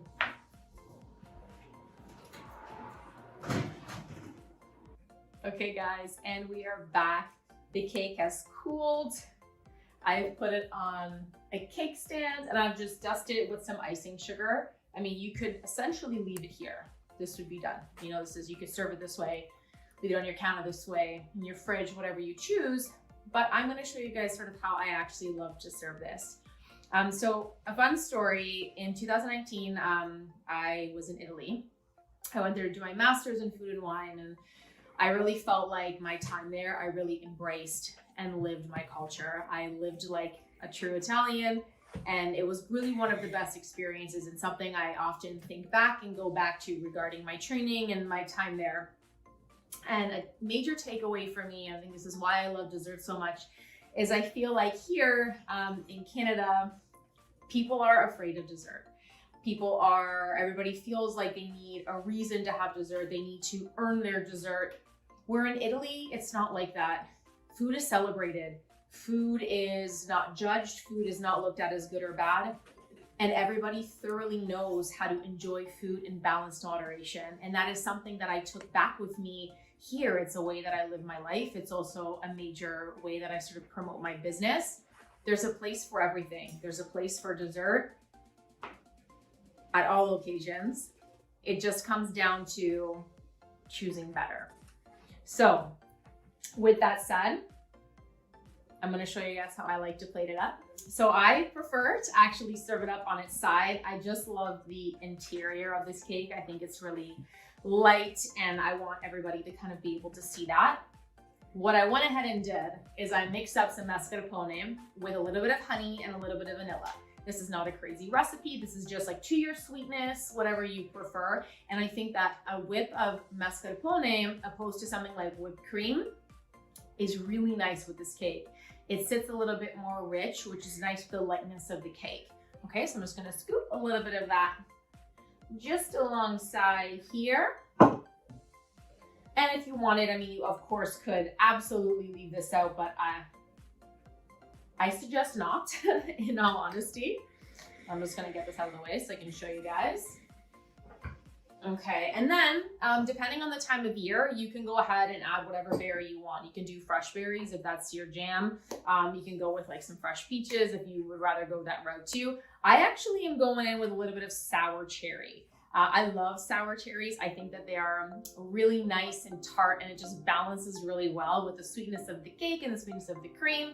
So I'm just gonna go ahead and all I've done here is I've cooked them down with some maple syrup and again a little bit of vanilla. This is also to your liking here, guys. And then last but not least, I'm gonna just jump over here and I'm gonna quickly grab some icing sugar and I'm just gonna finish this with a little bit more icing sugar just because, you know what, it's pretty and why not? We're already jazzing it up. Let's continue to jazz it up. And there you have it, guys. This is my kind of Italian dessert. This is something that I love. This is the way I love to eat dessert. It's been an absolute pleasure having you here in my kitchen. I hope we can connect. Please connect with me over on social media. You can find me on Instagram at @bychefany if you're looking to maybe try one of my desserts, or you can find me at Stephanie Tucci on Instagram for my everyday cooking, my everyday life, a little bit of fitness, a little bit of pasta, a little bit of balance. Hope you guys have a great day. Buon giornata, and we'll see you guys soon. Ciao!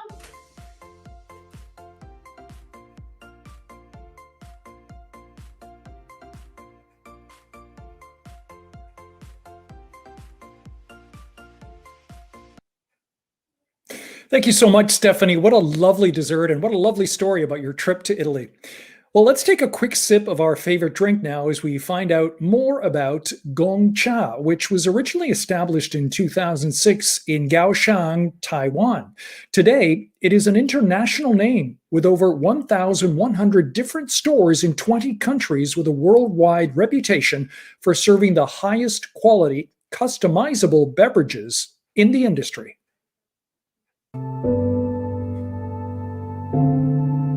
Hi everyone, I'm Jaina, a manager of Gong Cha Canada at Finch and Midland location. Here, please come in. Tea culture in Asia is very huge and have been around for thousands of years. Taking the inspiration of Asia tea culture, a new style of serving tea is an action of milk, sugar, and tapioca were invented in the 1980s. This drink then quickly became very popular in East and Southeast Asia and have been known as bubble tea.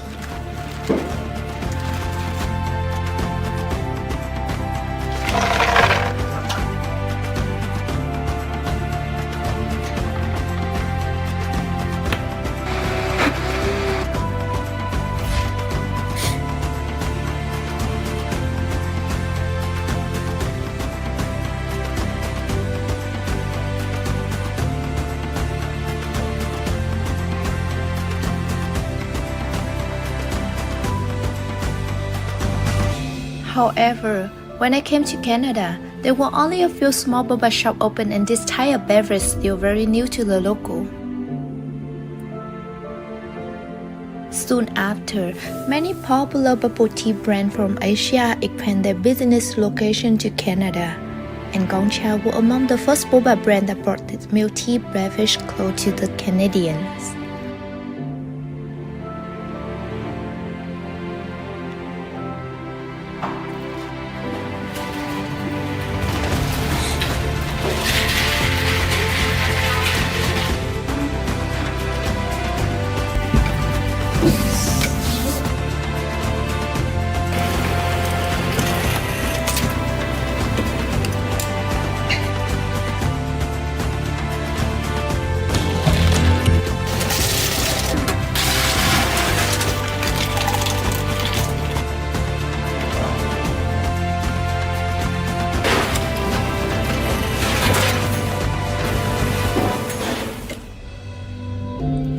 From the finest tea in taste in Taiwan and around the world, we pick top quality tea leaf and produce outstanding tea with uncried Gongcha taste. Every day, we boil a new tea, and the tea are changed every 4 hours to ensure the freshness and flavorful taste.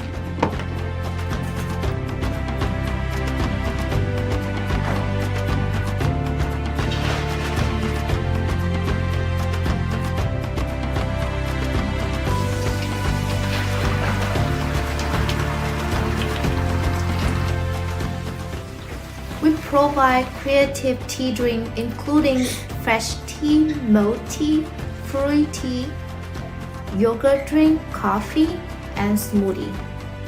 We try to bring new items to our customers every season.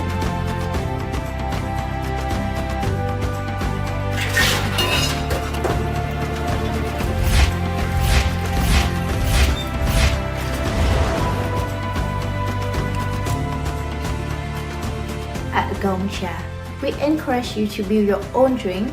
We have a large selection of tea topping to choose from. Then you can customize your sugar level and ice level to make a perfect drink that only you know the recipe.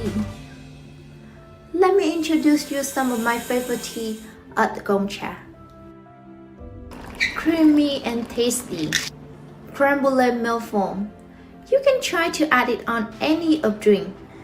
Then you enjoy it a different way of your own.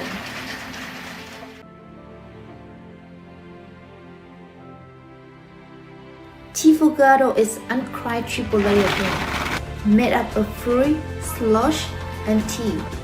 Tea Fugado available in matcha, mango, and peach. I believe you will not find anywhere else.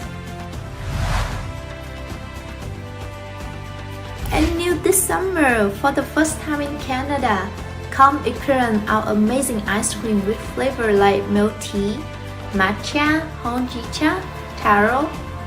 Pair with our waffle will be guaranteed to be smashed.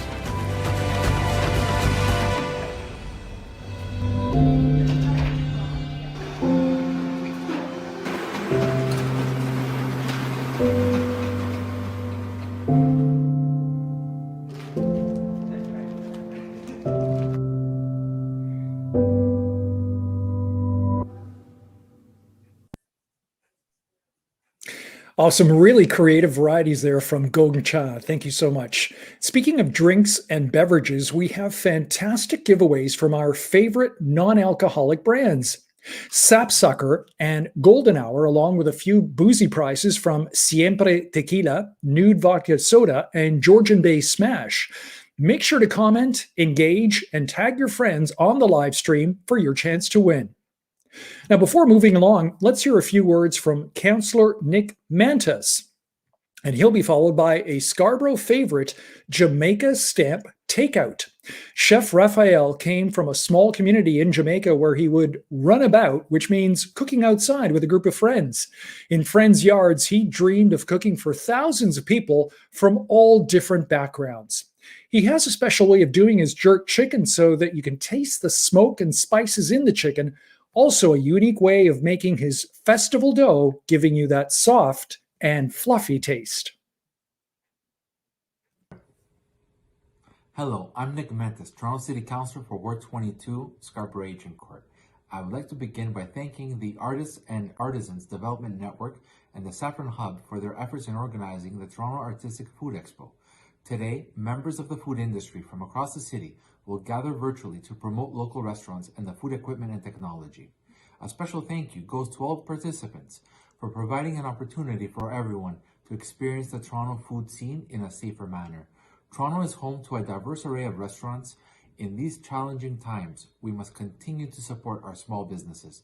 I urge everyone, buy local and get takeout from our local restaurants. Please accept my best wishes for a successful event.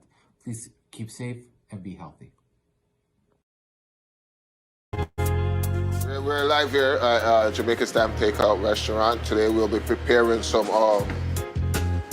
jerk chicken. As you can see, we have some already washed chicken right here, and we have some festival as well that we're going to be preparing. We have the dry festival right here. We have the flour, we have the salt, vanilla, we have some sugar as well that we're going to add in there, and we also have some milk and some water, regular milk, 2%, whatever, right? We have some green onions, some thyme, and we have some allspice. Jamaica call it pimenta, you know what I think of. And we have some soy sauce and dry jerk chicken seasoning. We also have some garlic powder. For your preference, you could use fresh ginger, grated some fresh ginger, that's all on you. And then we also have some seasoned salt as well, right? And then for the wet part, we have some jerk sauce, all right? And that is gonna be for our jerk chicken. We're gonna start off with green onions and the thyme. We're just gonna chop them light, you know, break it on there. It's to your liking, as much as you want, or as little as you want. And it depends on the amount of amount of chicken that you're doing as well. Okay.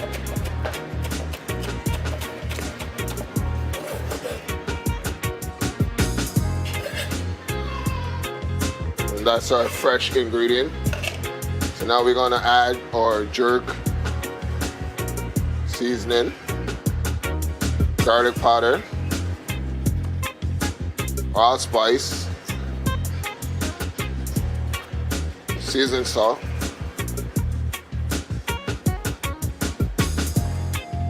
right, yeah, and then we're gonna add our jerk sauce.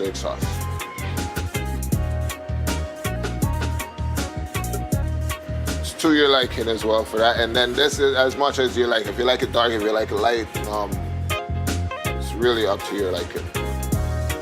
Also, we want to add some ginger powder.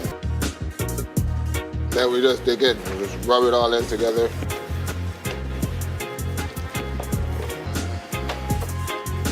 But yeah, this is the process, you know, we'll put it on the tray right here. Put some oil in there for, you know, prevent the sticking or whatnot, and we just kind of just place them like this.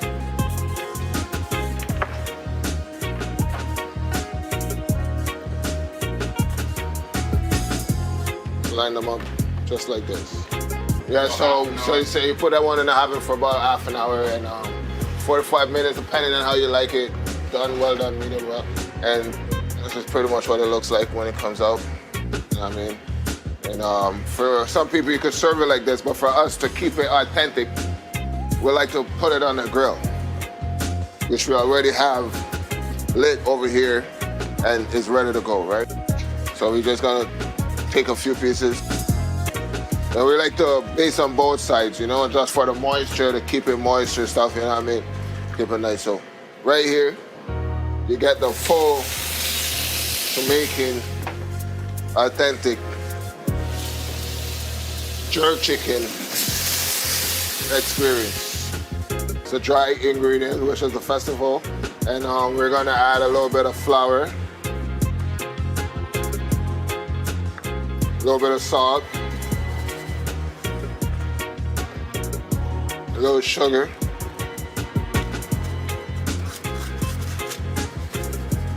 a little sugar, that's for all the dry stuff for this one here. Then you want to just get it all in.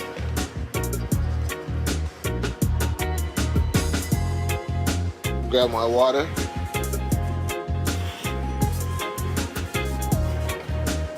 some more milk. We're gonna add some milk.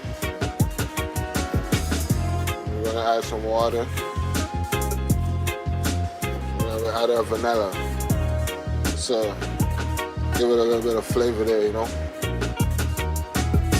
We'll bring it all together. Bring it all together. I already have some oil heated on the stove here. Just testing to see if it's ready to go, and it seems like it's ready.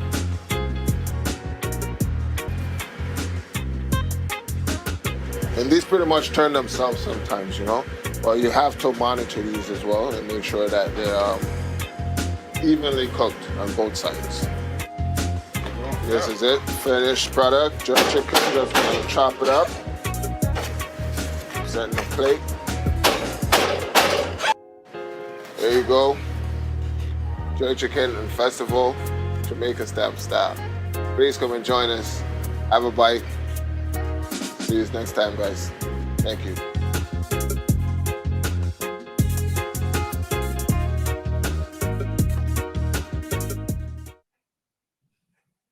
Thank you very much, Chef Rafael. Well, now let's take a quick trip to Mexico with Chef Erica Araujo. She is the founder of Exim Company. In less than 4 years, she went from a small catering company to an internationally recognized Mexican culture and gastronomic promoter. With a growing business of food adventures, including a cafe, art gallery, Mexican boutique and restaurant, festival booths, massive catering divisions, teaching, food demonstrations, and pop-up events, Erica is always trying to innovate and find a way to promote traditional Mexican food in a predominantly male industry that's new for her as an immigrant and newly graduated, having changed her career from nursing to cooking. Hi everyone, welcome to Toronto Artistic Food Expo. I would like to thank Saffron Hub and all the organizers who made this event possible and invited me to this wonderful event. I am Chef Erica Araujo from Mexico City, and today I would like to talk to you about my story. I immigrated to Canada 12 years ago, and I am a nurse back home. But when we immigrated, my family felt so homesick that encouraged me to cook in my own kitchen. And I ended making the culinary program at Humber. Today, I am a promoter of the traditional Mexican food, and I would like to invite you to know about my culture and the traditions. And that's why I opened my own company, Exim. Exim means corn. Why corn? Because corn is one of the most important ingredients in the Mexican cuisine. Today, we're gonna do a wonderful recipe that has a lot of important ingredients in Mexico. We're gonna make a guacamole recipe. This recipe is a very sentimental recipe for me because it's a recipe from my father. The ingredients that we're gonna use are tomatillo, green onions or white onions, cilantro, avocado, jalapenos, and I'm gonna make a twist to make it healthier with the spinach. We're gonna use a food processor, but at home, if you don't have food processor, you can use your blender. Just make sure to blend all the ingredients except the avocado. So what we're gonna do is we're gonna add all the ingredients in our food processor.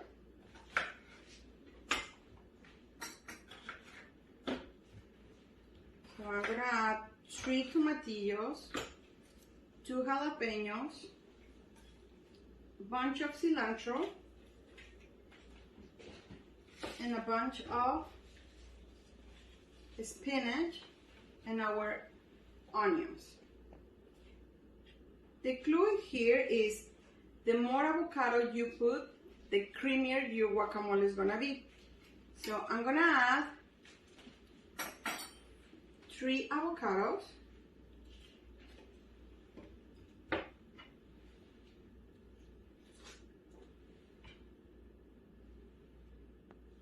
so make sure that your avocados are ripe and soft, and you can use 1 spoon to make it easier.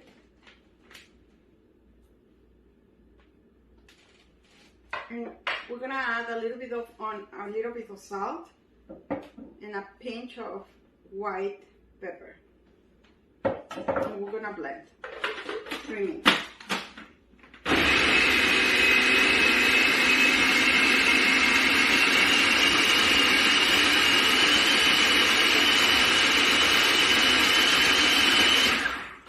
So what happened with this recipe, we don't use any lime or lemon because the acidity of the tomatillo is gonna bring the color and keep the balance in the recipe.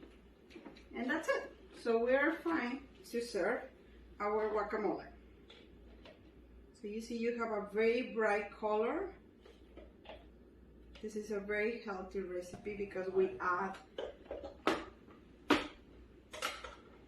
the spinach. So this recipe in a hot summer is gonna keep the color because the acidity of the tomatillo. So you don't need to add any lime or lemon. So enjoy your recipe and enjoy your summer. I hope you enjoyed this wonderful recipe and follow me on Facebook as Chef Erica Araujo and Instagram Ixin Toronto. Gracias and see you next time. Adios. Thank you so much, Chef Erica, for that authentic Mexican recipe. And now for our veggie lovers, located in the heart of Kensington Market, Veggie Delight is a vegan Caribbean takeout and catering spot. They were founded with the vision of a healthy, sustainable lifestyle for the masses. Rest assured, all of their food is 100% plant-based, non-GMO, and made with all organic veggies and with that authentic Caribbean flavor. Hey, welcome to Veggie Delight. Veggie Delight is founded with the basis of making people nutritious, making you feel great, your optimum vitamins through food. Over here is where all the magic begins. Hello, good evening. I'm Chef Peter here at Veggie Delight. We're located at 160 Baldwin in the heart of Kensington Market. The dish we'll be making is the Curry Supreme. This is very easy. First of all, we're going to be chopping our potatoes. Make sure you have a sharp knife with you.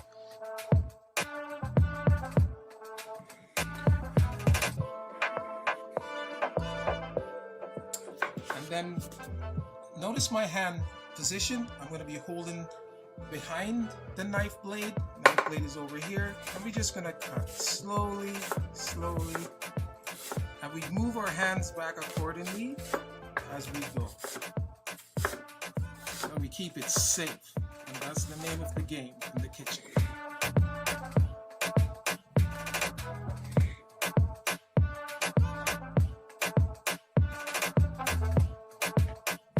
This pot is going to be cooking the curry. We're going to have a little of like 2 teaspoons of oil just to cover the bottom of this, just the bottom. Right at this moment, we're going to go for the curry. This blend is made with cumin, turmeric, and we're going to get 3 heaping spoons of our curry.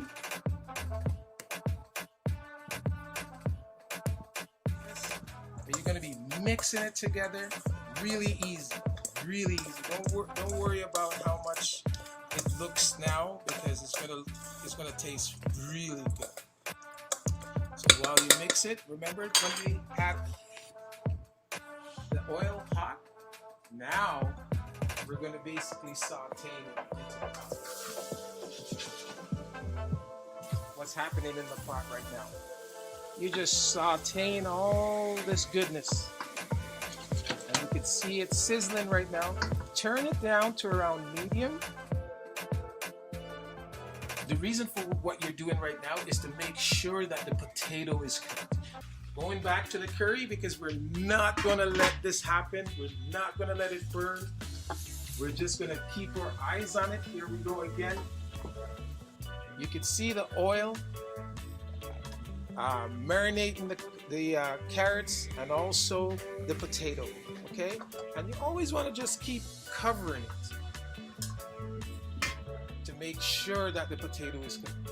We want this to keep bubbling. If you look at all the bubbles that you're seeing, that's when you know your curry is being cooked.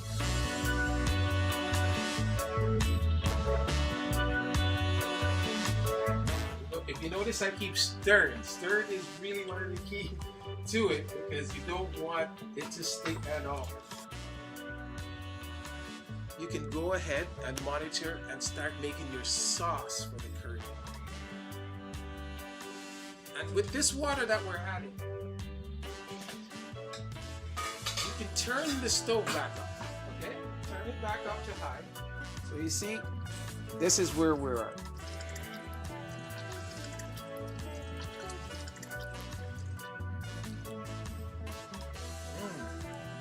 Where's my curry? If it's a little too bitter, then you let it cook a little more.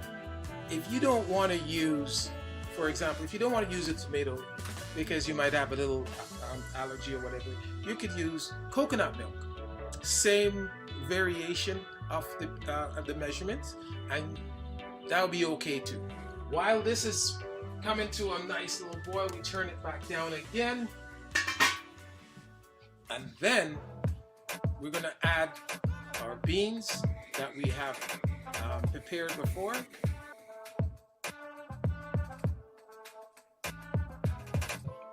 And you remember, you put it, I have it on medium, and I just leave it for now and let that marinate and soak in the curry, soak in the beans. The reason why this dish is so unique is because it's your taste. It doesn't have to be anyone else. It's you are the one that's going to have this taste. So all those people out there that doesn't understand what makes a great curry, believe it or not, making a great curry is after you cooked it. Let it just sit for like a couple minutes to just take in all those fragrance that's already there.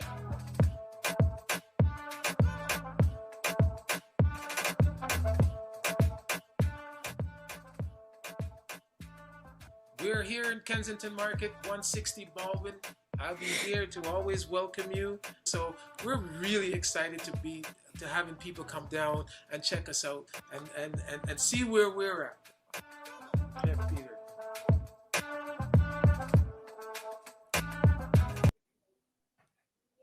Thank you so much, Chef Peter from Veggie Delight. For a little taste of Nigeria, you have to visit Mummy's Afro-Caribbean Kitchen. Tinwola Babafemi is both the owner and head chef, also known as Mummy. She initially discovered her love for cooking through baking as a hobby for her children's birthdays and milestones. Mummy continues to use her culinary skills and care to give her best service to guests in the GTA. Hi, my name is Sarah. I'm the manager here. Welcome to Mummy's Afro-Caribbean Kitchen. So, how we came about actually is that we started off as a grocery store. We started off as an Afro-Caribbean variety store. It was called Mummy's Afro-Caribbean Kitchen, and we'd sell local foods from Africa, places like Nigeria, Ghana, Togo, and we sell things from the Caribbean like Jamaica and all the islands, and people would come in to buy their groceries so that they could cook their meals that they couldn't regularly cook if we didn't exist. And we'd sell drinks that you could only find in the islands, drinks that you can only find in Nigeria, and it was a popping place. People that had tasted Mummy's food would always come in and ask, do you sell food? Do you sell food? And when the requests were getting stronger and more people were asking who had tasted Mummy's food before, we decided, should we convert to a restaurant? And we took that step and we did.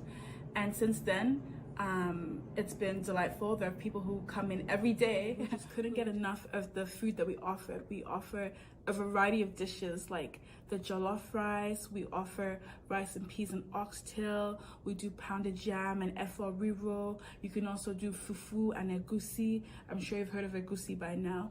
We also did the jerk chicken. There's so much to offer, so much to taste, and we're just happy that we're able to serve the local Toronto community. When COVID hit, we won't lie, it was really difficult trying to survive during a pandemic. I'm sure it affected lots of other restaurants as well. We're really grateful for the phone orders we had and the DoorDash orders we had. Some customers couldn't stay away just because the quality of the food did stay top notch. It did stay really good, so we're happy about that. but we're just grateful for all the local support we had through phone orders. So I want to talk to you about some of the favorite dishes that we have here. We have the efo riro and we have the jollof rice. So I'm gonna get into the efo riro. Efo riro is a green leafy spinach stew. You can eat it with rice, or you can eat it with, we have solids, different kinds of solids, but we mostly eat it with pounded jam here. It's really easy to make once you have all your ingredients. It takes about 20 minutes or so to cook once you have all your ingredients ready. Some of the ingredients are, we have the different vegetables first, which is like your base, which is like the stew base. So you have peppers, sweet bell peppers, we have scotch bonnet peppers. We also include red onions in it, and you kind of cook that all together in like a thick stew. And then you have your different meats, which can be beef, cow leg, goat even, smoked turkey you can throw in there sometimes, and dried fish and things like that. And you mix that all up in there, and tripe, if you know what tripe is. And we put crayfish in that as well, cook that up with the spinach, and throw in your spices straight from Nigeria, and it's just this delicious meal that you could eat with white rice or your solids, pounded jam, wherever. Now, the second dish I want to get into is the jollof rice. This is a famous West African dish. It's found all over Africa, but we cook it differently in Nigeria and West Africa. Jollof rice is a celebration dish, and it's orange in color, and it's made with so many different spices. We use curry, we use thyme, we use bay leaves, and our very secret special spice. It's cooked with tomatoes, bell peppers, onions, and a little bit of oil. That's also stewed together with the spices and then boiled with the rice, and it just brings out this beautiful flavor that is not comparable to anything else. You need to try. Now the pounded jam is all nice and ready. Before we get into eating pounded jam and efo, we always have to wash our hands because we eat it with our hands. So I'm gonna wash my hands. Look, it looks so good. I'm so ready to eat. So this is the pounded jam. It's a bit of the consistency of mashed potatoes, but doesn't really taste like mashed potatoes, but it's really good. And you grab it with your hands. It's kind of sticky, and you go right in there with the stew, which is the efo riro. And you grab it, and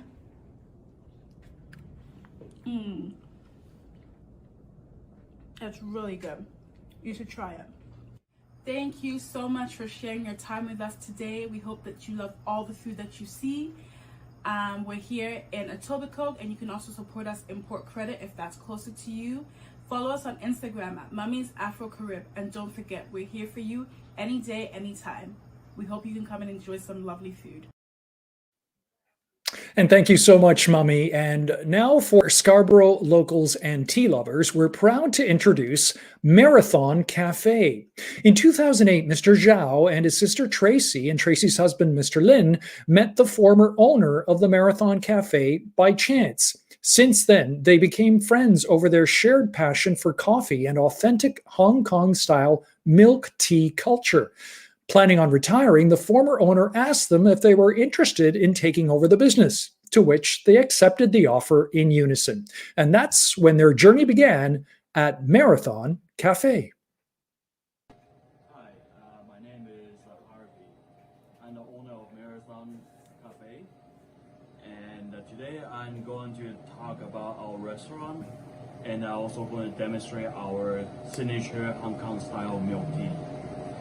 So here, first of all, what I do is here's the tea leaves.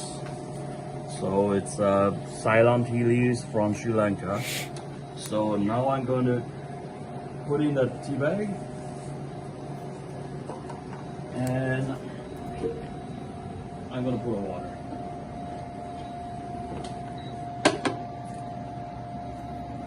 So the water temperature is about 97 degrees. So, you pour the water and let tea hits it, water hits it evenly.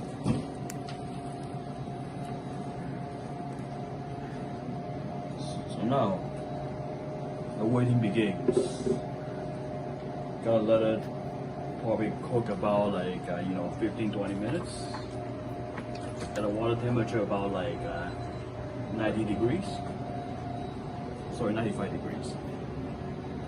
And our store has 2 locations. So right now I'm in the newly renovated Scarborough store, which is our first store. It was started since 1992.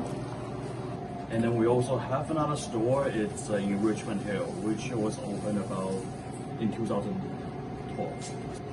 Our store specializes in like a Hong Kong style drink and also food.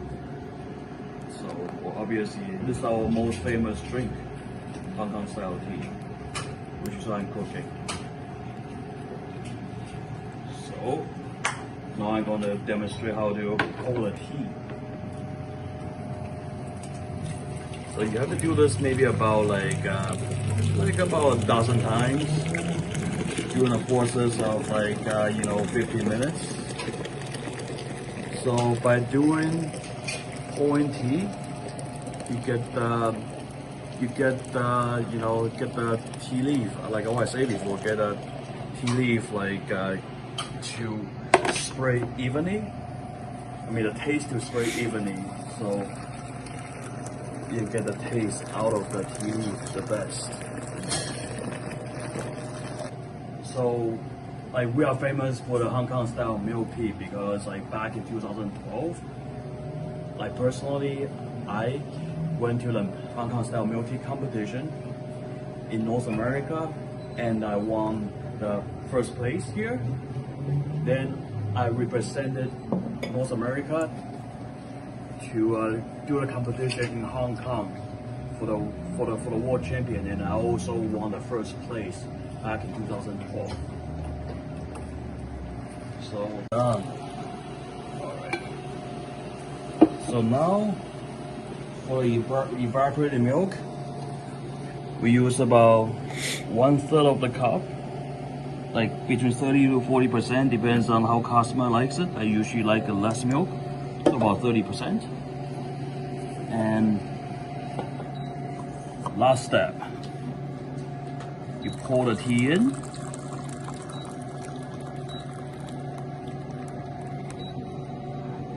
Alright.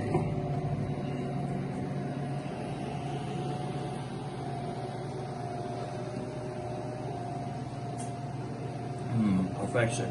So please come join me at Marathon Cafe.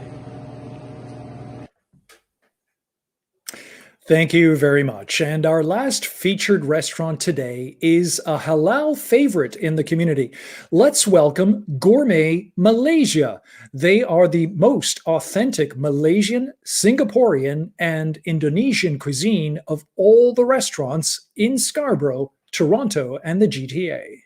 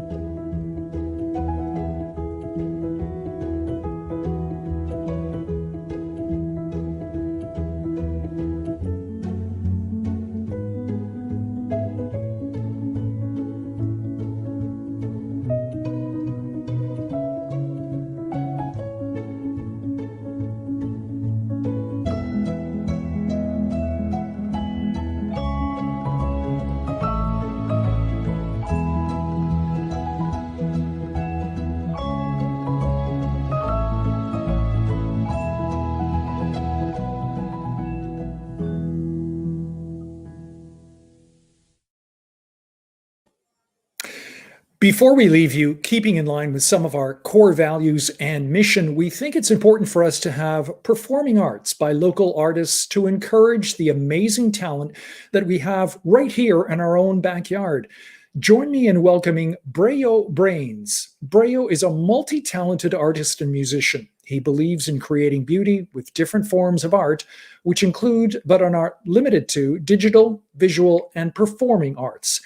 As an artist and a human rights activist, Breo believes that any form of art can be used as a strong tool to entertain, empower, sensitize, and advocate. His biggest love is music and theater, and he's used music to touch hearts and souls, inspire, and to spread love, because he believes that love is the key to harmonious living. Breo is also the CEO of his two brands, Breo Music and Art of Breo. Breo is performing a song called Lockdown off his new album.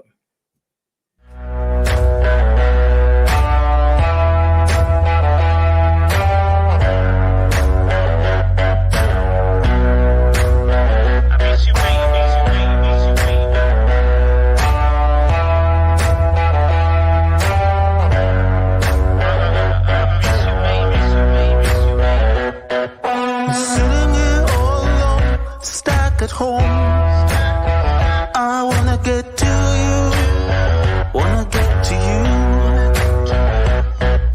I wish we had a chance to go to dance, just you and me, just you and me. But it's so hard I can get to you, 'cause we stuck in lockdown. So hard just to get to you. We're stuck in lockdown,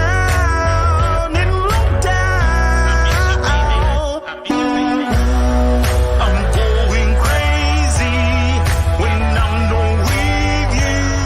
I miss you, baby. I'm going crazy when I'm not with you. I miss you, baby. I remember when, baby, we were on top. You and me thought it never stopped, but this pandemic just messed it up. Everything we love is put on hold, hoping for the day all this will end. Then I'll come running back to you. But it's so hard I can get to you, 'cause we're stuck in lockdown, trying so hard just to get to you. We're stuck in lockdown, I'm going crazy when I'm not with you. I miss you, baby. I'm going crazy when I'm not with you. I miss you, baby. Wishing for the day when you and me meet again. Then I'll never let you go, no. Wishing for the day when you and me meet again. Then I'll never ever let you go. I'm going crazy when I'm not with you. I miss you, baby. I'm going crazy when I'm not with you. I miss you, baby. I'm going crazy when I'm not with you. I miss you, baby. I'm going crazy when I'm not with you. I miss you, baby.